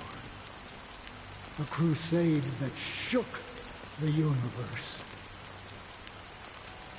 The universe witnessed the fall of Zulo, the Lord Ravager, but it came at a price. A price so hefty that only those who were there still remember. The unwavering determination of the Hunt followers persists even in death. So someone must guide these lost souls to their life beyond. They were heroes in their time, and they shouldn't be reduced to mere puppets of nihility. As for me, I've suffered too many losses on that battlefield to advance any further. And that makes me the most fitting person to carry out this task. But you know, these Sin-Thirsters, they're not who they used to be. Does this seem pointless to you? Well, some tasks have to be done, even if they are pointless. I can help you. For what? For the meaning of the nihility. That's what I've been seeking. I see. After all, this realm is off limits to ordinary souls, right? Thank you, stranger. I wish that you find what you seek. Before we part ways, I have one more question. It is true that their actions and even their entire lives may seem pointless from our perspective. But if, and it's just an if this is what the departed ones expected,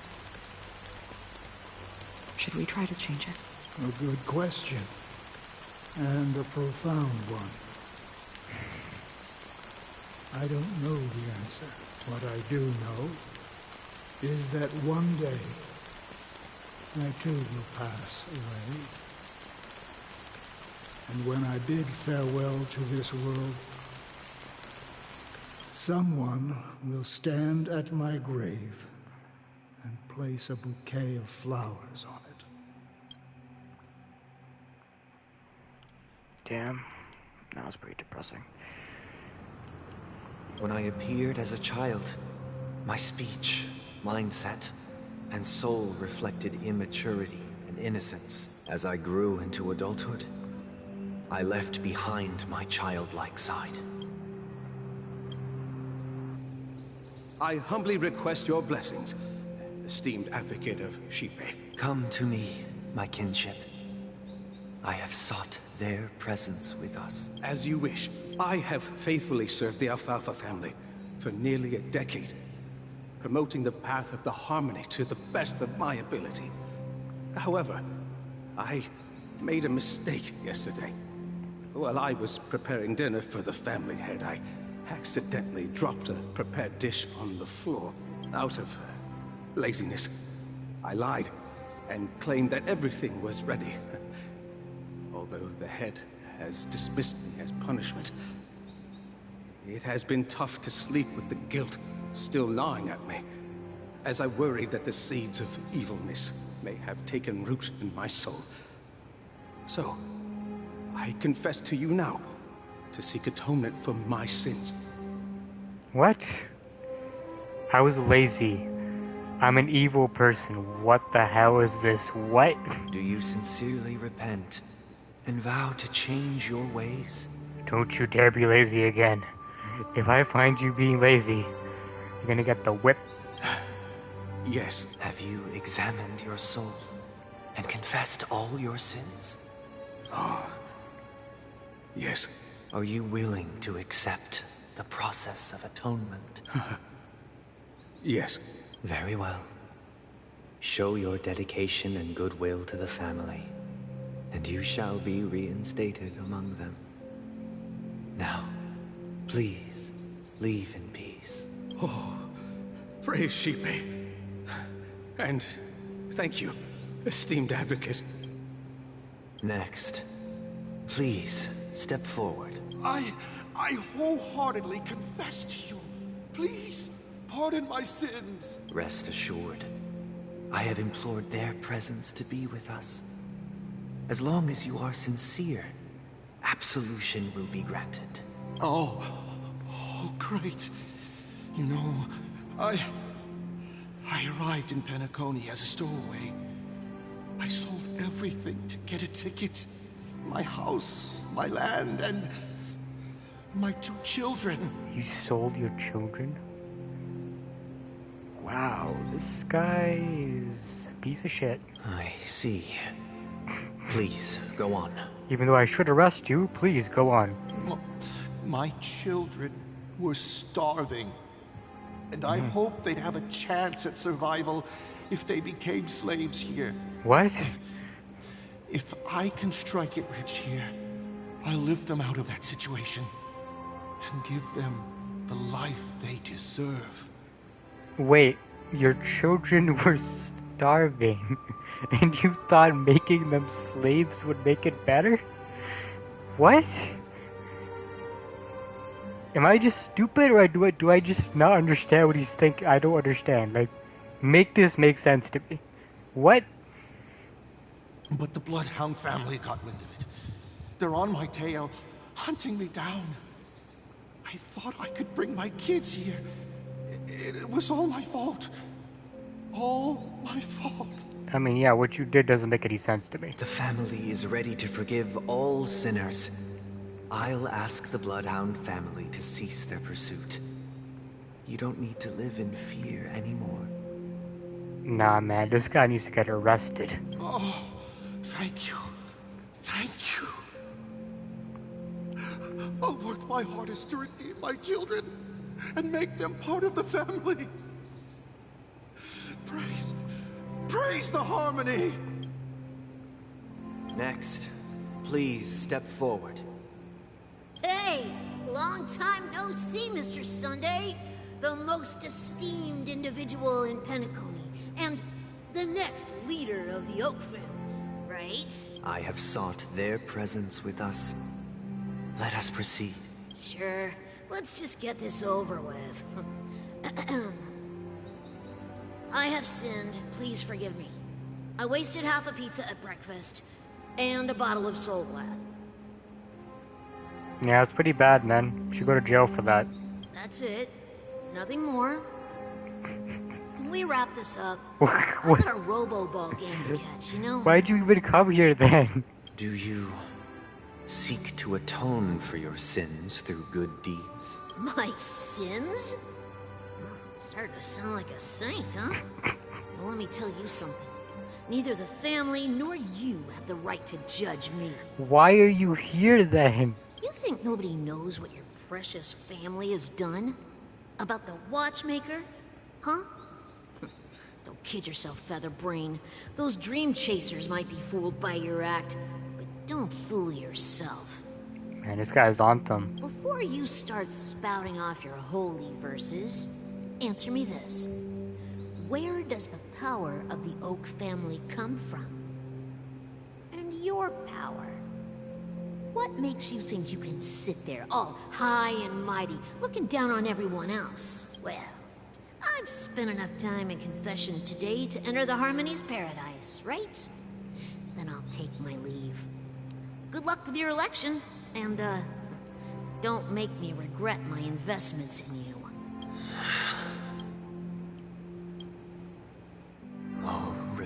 triple-faced soul?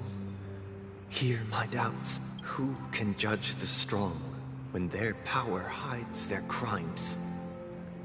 Who can vouch for the weak when they will pay any price to survive? Who can comfort the purest souls when even they get led astray? If the strong defending the weak is truly the foundation of paradise, then who is responsible for the suffering and anguish in this wretched world? Brother? Brother? Brother, are you all right? I'm fine. I've been working long hours, and I just made a trip to Dreamflux Reef and back. So, I'm a bit out of sorts. But it'll all be over before we know it. You've been working non-stop on the Charmony Festival, Mr. Sunday, and no one could have predicted this incident. Even if the Stellaron does pose a grave threat, I still feel sorry for all the trouble we've caused you. No need to worry about troubling anyone. The Charmony Festival was meant to spread joy and harmony across the cosmos. But now that we know the truth, I'm afraid we'll have to cancel it. It has always been our wish to make everyone happy, so... we'll do our best to explain everything to the Dream Master. I'm sure he'll understand. Yeah, maybe after a couple of stabs in the back, maybe, yeah. Even if the negotiation does not go smoothly, I'll refuse to go on stage. Without the Chord Master, the Harmonious Choir would not arrive, and the Charmony Festival would be just a grand performance, and nothing more. I'm relieved to see your determination. You know, since arriving in Penacony, we haven't had any contact with this Dream Master himself. I'd heard of the heads of the 5 major lineages, but the Dream Master is a mystery to me. The Dream Master rarely grants an audience, even for us. But, given the urgency of the situation, he's agreed to meet us in person. Perhaps you'll be the first guest to meet the Dream Master in years, Mr. Yang. Let's hope we can reach a consensus that satisfies everyone. Indeed. Let us hope so. It's about time. We'll have to get ready for the meeting. I apologize for any inconvenience caused by the urgency. Don't worry. I'll be waiting here. It's Mr. Sunday! Hey, come over here! Mr. Sunday. Hey there!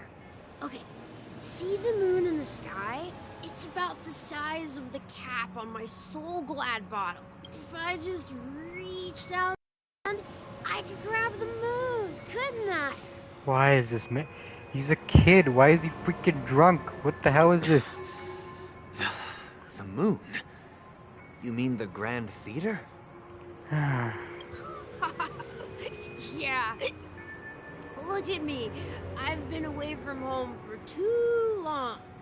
I must be missing that moon. But it's no big deal. It's fine. He's probably just drunk on juice, you know? That's how it goes. Better than the moon back home. It's just magnificent. They told me not to sell everything I had just to come to Penacony. How short-sighted. Selling everything you had?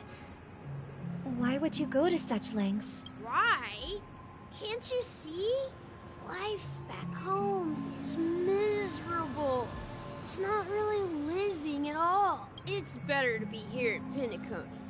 No pain, no worries about tomorrow, just sweet dreams. You can do whatever you want. That's what I call living. Yeah, now this is the life. Is this truly living? Not really. Huh? What did you say, young lady? I didn't. Young lady? Well, she's older than you. Oh, it's nothing, sir. You see, the traffic on Glocks Avenue can be dangerous. How about I ask a Bloodhound family member to escort you to Ideen Park over there, so you can continue enjoying your sweet dream? Oh, Yeah, that's a great idea. Wow. No wonder you were the leader of this sweet dream. You're totally a lifesaver. See you around, Mr. Sunday. And it was nice chatting with you. What's up, sister? This is the land of the dreams. But why do they live like this? The man we ran into, he doesn't seem happy at all. Even though sweet dreams are nice, they're just illusions. But for him, they're the only way to survive, even if it means giving up on reality. That's not really living at all. I suppose you have a point. But, in my opinion, that's how most people live their lives. Why do you say that? You think that man is not actually living, but that's not quite accurate. Even without Penacony, people create their own illusions called self-value. People believe they have a predetermined value to fulfill. Gaining value means gaining power, and those deemed worthless are seen as the weak. However, value doesn't come out of thin air, and there's a limit to it. To accumulate value, people have to take from others. So, the weak get exploited and oppressed. You know, these are all red flags, you know? You shouldn't trust this guy. Are you suggesting that this is not how things should be? Exactly. But, ironically, people don't think there's anything wrong with it, because they uphold the illusory notion of self-value. And even the weak believe in it, the survival of the fittest. That's where all the tragedies in the world come from. People come to the sweet dream in Penacony to escape from that reality and find solace. No tragedies exist here. Although in its nascent form, isn't that the same paradise we yearn for in our dreams? Perhaps that man is just an exception. Let's not jump to conclusions. We should experience the dreamscape ourselves. Just as I did at Dreamflux Reef. Yes. Seeing is believing. I'll accompany you. The Dream Master hasn't shown up yet.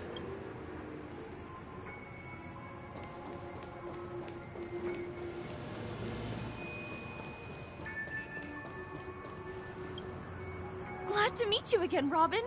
How are the preparations for the Charmony Festival coming along? We're all so excited about it. It's going smoothly. Thanks for making the trip to join the festival. You're too kind, Robin. It's a pleasure to have guests from all over the universe celebrating day and night. I can't stand being lonely or bored, so this jubilant dreamscape is perfect for me. But if this went on forever, would it get boring too? Who would get tired of having so much fun? Every day, you get to wear fancy clothes, explore all sorts of dream bubbles, indulge in delicious food without gaining weight, and you never get old or sick. As long as you can afford a room, this place is the ultimate paradise. Yeah, most people are just gonna use it this way. But you know that only a few things can be brought back from the dreamscape to reality, right? That's exactly why I don't plan on bringing anything back. Just enjoying the dream itself is good enough for me. I mean, I'm not one of those long-living species. I only have around 60 or 70 years in this lifetime, and there's so much to worry about. Being happy here is pure bliss. Pure bliss, huh? Sounds awesome. Only in this sweet dream can I truly feel like I'm in control of my life and fate. That's sad. Who would want to go back to reality after experiencing this bliss? I see. I genuinely wish you all the happiness in the world. There's nothing happy about this. And I wish you a fantastic... I'm off to the Blue Hour for the ball. See you later. Seems like that guest's perspective didn't resonate with you either. She had a valid point. And I could sense her genuine happiness. It's just that... What you're trying to say is, She thinks she's in control of her life, but in reality, she's just escaping from reality and seeking solace in this sweet dream. Once she steps out of this sanctuary, everything will be lost. Well, she did make mention of being able to afford a room, didn't she? However, the paradise in our dreams, it doesn't have to end. No. And the paradise we yearn for shouldn't be just a fleeting dream either.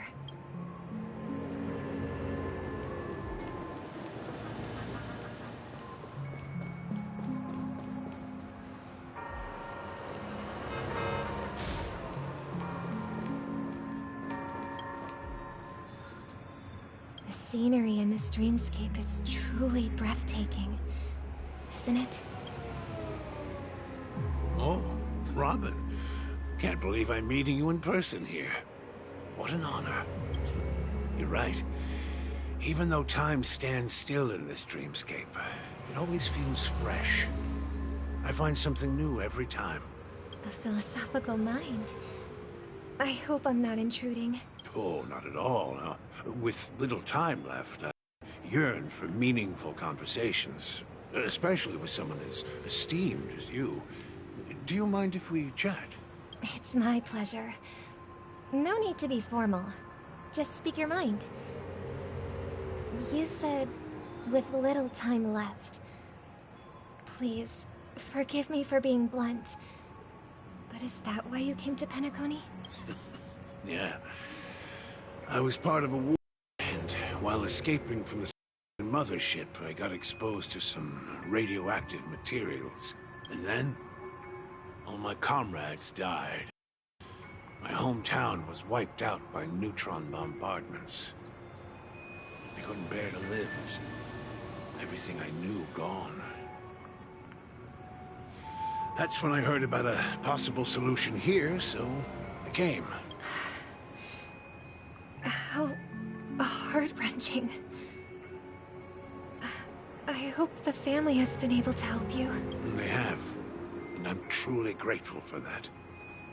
They provided me with a comfortable room, the most advanced life support devices in the cosmos, and a stellar team of caregivers. My physical body is now in the dream pool, sustained by life support. The me you see here is whole, rational, and no different from any other person. But I can't say the same for the me in the hotel room. My true appearance. No. I hope you never have to witness it, Robin. So, you'll be living forever in this dreamscape. Just being able to live at all is good enough for me. Whether it's in this dreamscape or not, well, I don't really have much say in the matter. He'll stay here until he feels like passing on. My world has been torn apart, and my life could end any second. So, even if this whole place is an illusion, it's still my paradise, and I'll treasure every moment I spend here. I can't really be mad at this guy, you know? Now I envy those everlasting things. It's kind of hard. That old man's story. It's so tragic. Fortunately, this sweet dream gives him joyful memories to hold on to for the rest of his life. That's precisely why this sweet dream in Penacony exists. However, even the sweet dream has its limitations. While it provides solace to the disillusioned, it can't completely eliminate pain in reality. Nothing can, man. There will be a way out. Penacony is already on the right track. Look at him. It's obvious he loves what's going on. Look at him.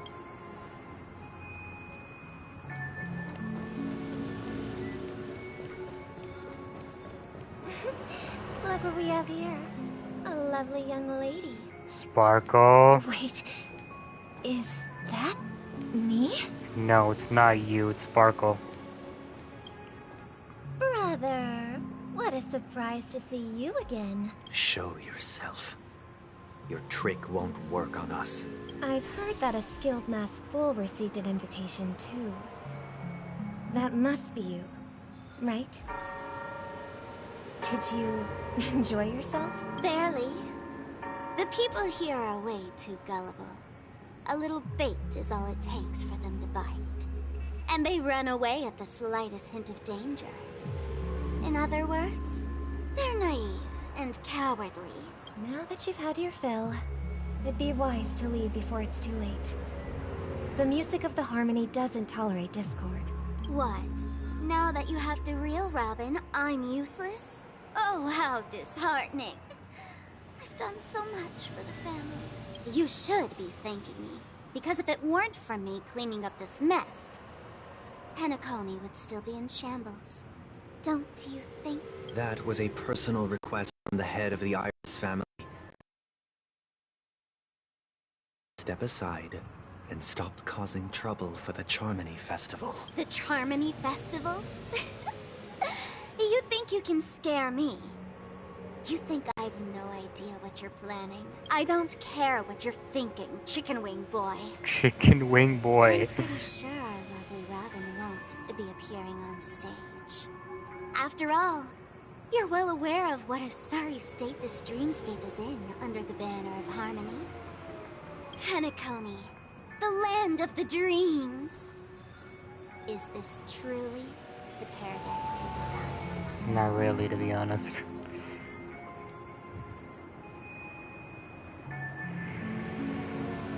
Stop it. What's the rush, Chicken Wing Boy? Did I get to you? Our paradise is none of your concern, masked fool. Leave now, or the family won't tolerate you anymore. All right. I'll go. But Robin, I suggest you seriously consider this. Do you really believe those living in dreams can escape pain and find true happiness? Well, I've done my part. And now I'm simply waiting for the fireworks to begin. Here, the last 2 gifts for both of you. And don't lose them. If by some unfortunate chance the Charmony Festival starts against all odds, remember to use them during the show. And it'll be thrilling. Bang! I heard a raven cawing in the distance. It seems the Dream Master will arrive soon.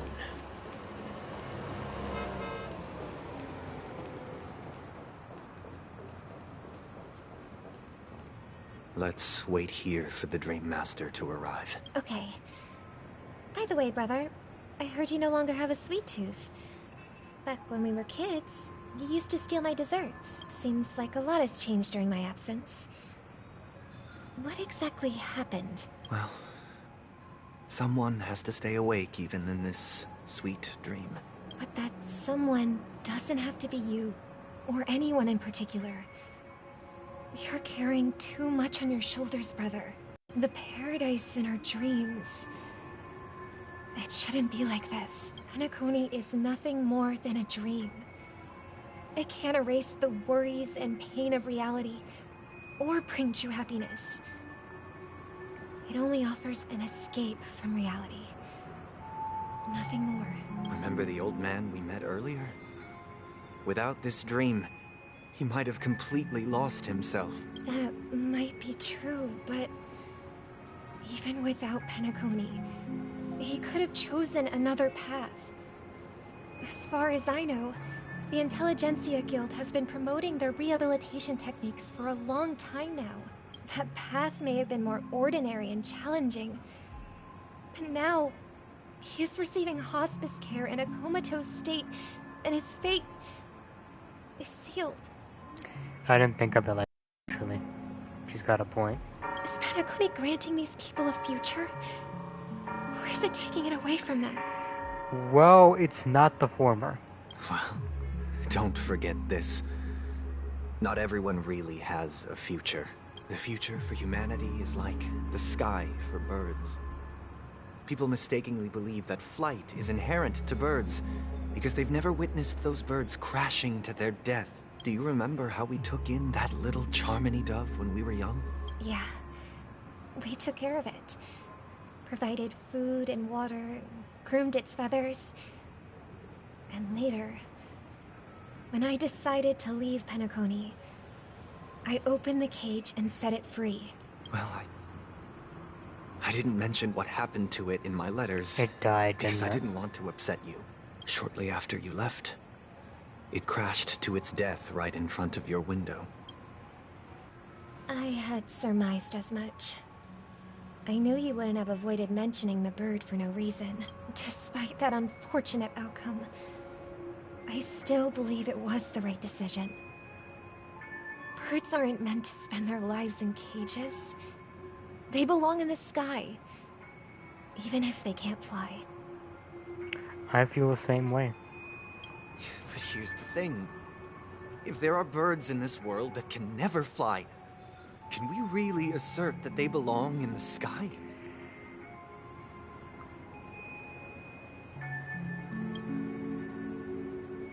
Are you implying that the same goes for humans too? It doesn't go like that, okay? Let's take the Astral Express as an example. The Nameless made tremendous efforts to bridge worlds, gaining fame across the universe. However, only a few extraordinary individuals can endure such a perilous journey. That's because the pursuit of the Trailblaze exceeds the capabilities of ordinary humans. Otherwise, why would this path be filled with broken rails, an abandoned express, and even a fallen Eon? That's just sophistry. If that were true, then only the powerful would have the right to determine the future. Exactly, that's his point. Now you're getting there, now you understand what he's thinking. Unfortunately, that's exactly what There you happens. Another name for the future is self-value. What you expect? What did you expect from this guy? While this world has its fair share of heroes who inspire people and garner admiration for their heroic deeds, the majority of ordinary people will never become heroes in their lifetime. Some are born weak and vulnerable. Some find themselves trapped in unfortunate circumstances. Some fall victim to malice and cowardice. When it comes to survival, everyone is equal. And the weak can only watch as their value gets constantly diminished by external forces. That's why we should care for the weak and support them as if their suffering were our own. That's what the Odes of Harmony have always taught us. While the Harmony holds noble aspirations, the strong will always be strong, and the weak will always be weak. Even in this carefree dream. Human nature contains greatness, but it also harbors inherent weaknesses that can't be eradicated. In the end, if people can't even secure their own survival, they won't care about the illusory future of equality. As long as the law of survival of the fittest prevails, there will always be fledglings crashing to their death. Dear God. But if people don't live for the future, do they merely exist for survival? What the hell is the point of that? If even you, my brother, don't believe that the Harmony will save the weak, then which Eon can make our dreams come true? People often forget that when the first bird took flight, the entire world envisioned a future where no more fledglings would ever crash to their death. Are you reading, sister? What are you reading? Mr. Gopherwood gave me a picture book. It's about the story of the harmonic strings. If I could become a chord master, I'd like to summon Dominicus, the harmonious choir. I want to sing with everyone and spread our wishes so that all can feel happiness and joy. I see. Then, I would summon the harmonious choir too. Don't you have a wish of your own, brother? Of course I do.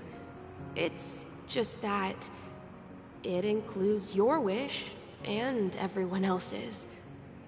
I long for a true paradise where everyone can find peace. Then Let's build a stage there and invite everyone to our performance so that both our wishes come true through the power of the Harmonious Choir.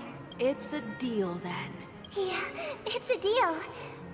But how can I become a chord master? Maybe you will have to become a star first.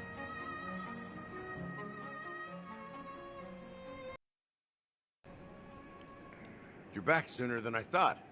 Any results? Yes. And now, it's up to us to forge ahead.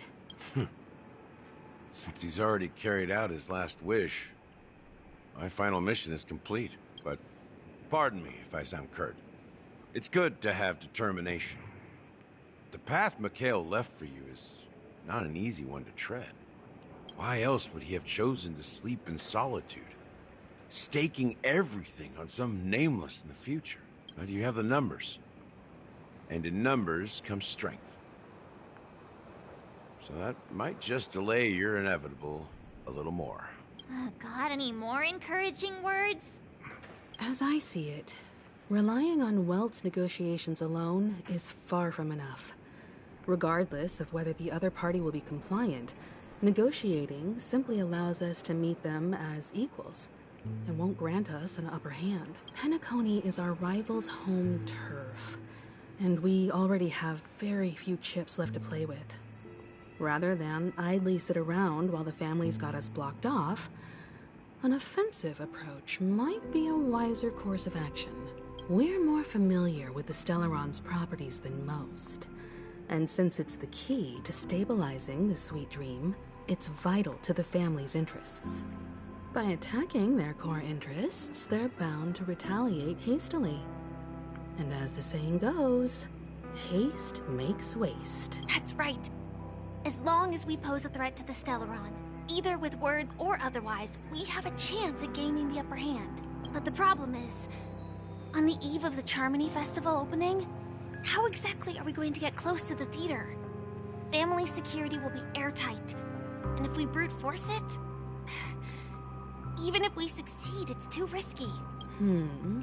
So, no one's gonna say anything? Then I'll raise my hand. I know the answer to this question. Of course you do. I never doubted you for a second. The Express crew would have been disbanded long ago if it weren't for me. I was being sarcastic, you know. You don't have to say it like that. So, I heard that before the Charmony Festival begins, there'll be a pageant to kick off the festival. It's called the Soul Glad TM Festivity Auditions, or something. And it's going to be held in the moment of Scorch Sand. As long as we clinch the top spot, we'll be able to attain the title of Festive Superstar, and be able to personally bask in the graces of Miss Robin. Not that that's important. What's crucial is that we can enter the Grand Theater before the audience arrives. So, how do we go about participating in these festivity auditions? I've already procured special invite tickets from Miss Robin's fan club. And why were you hanging out with Miss Robin's fan club? To tell you the truth, I had been preparing to join the auditions all along. What a surprise. But now it looks like even if I scrape through, I probably still won't have the chance to shake Miss Robin's hand. She was here like literally a couple minutes ago. So they're still running this thing, huh? It was originally just a publicity stunt, set up by Mikhail to drum up attention. But it looks like it might be worth a shot. We'll follow Marge's plan. Mr. Gallagher, will you be joining us? I'm afraid I won't have the time. As a virtual character, I've already completed my final mission. Whether Penacony can awaken from this dream is all down to you. Should we ever cross paths again? I'd love for you to visit the Express. All right. I'll have to add to that data bank of yours you've got on the Express. And Miss Firefly, we thank you for all your support.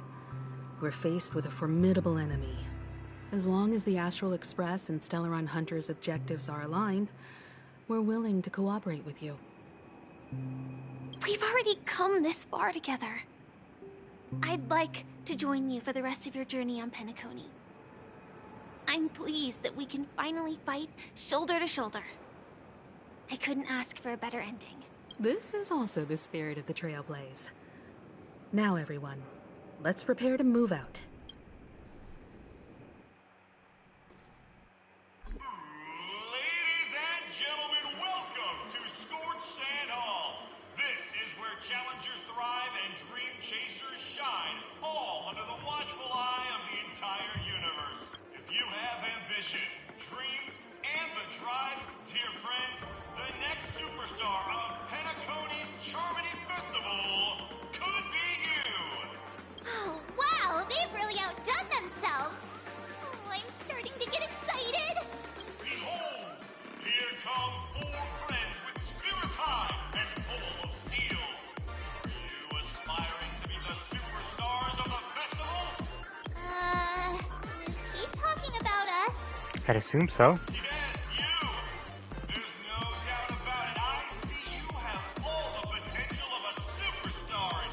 Excuse me, you 4. What are you hoping to get out of all this? As the last group of contestants, how confident are you in overcoming all of the Oh, challenges? very confident, okay? We got this in the bag.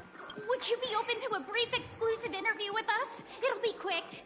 Your journey is long and fraught with peril, yet under a sky blanketed by banners, you vie for the crown. The sword and rose! Protect the beauty! The beauty, the beauty! Magnificent and majestic! This child is a bit too excited. A knight's head is hard as steel. Brother Lance Focus is stubborn as a heel. We don't all have to be winners, but if we don't have fun, we'd all be sinners. People are pouring in. Kinda feels like all sorts of baddies are showing up. Let's get in there quickly and enter the competition. Ladies and gentlemen, please, way. Make way. Coming towards us now is one of Penacony's top 10 wealthiest tycoons, and the Soul Glass Business Empire's founder, Mr. Aideen. Allow me to introduce myself. I'm the director of Soulglad's factory, Aideen Lida. My 4 friends, introduce yourselves to the audience across the cosmos. Sojiro? From Persona 5? What are you doing here? Hello, everybody. I'm Himiko, a nameless from the Astral Express, and these are my companions. Don't you guys need to hide your identities? It'll be fine. Can't hide it anyways. Penacony is plastered with our posters. And because the Astral Express is so well known, the family won't dare to make any rash moves. Pokemon in Black thing, she's March 7th. I'm the Galactic Baseballer and she's Say Cheese. Oh, that's funny. I'm hello everyone. It's a really good idea to have a talent show in the moment of our story. Galactic Cheese.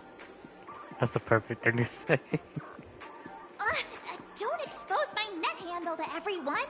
Hello, everyone. I'm March 7th. I'm an ordinary girl who loves adventures. Hello, everyone. I'm Firefly. I am also an ordinary girl who enjoys adventures. Very believable. So it's a bunch of nameless guests. This final face-off is bound to be spectacular. Time is precious. My 4 friends, come with me. Grab a bottle of Soul Glad and make your dreams a blast. Okay. Well, we're gonna do this next time because I've been doing this for a while now. Okay. Next time we're probably gonna do a boss battle, I think. Anyways, peace out.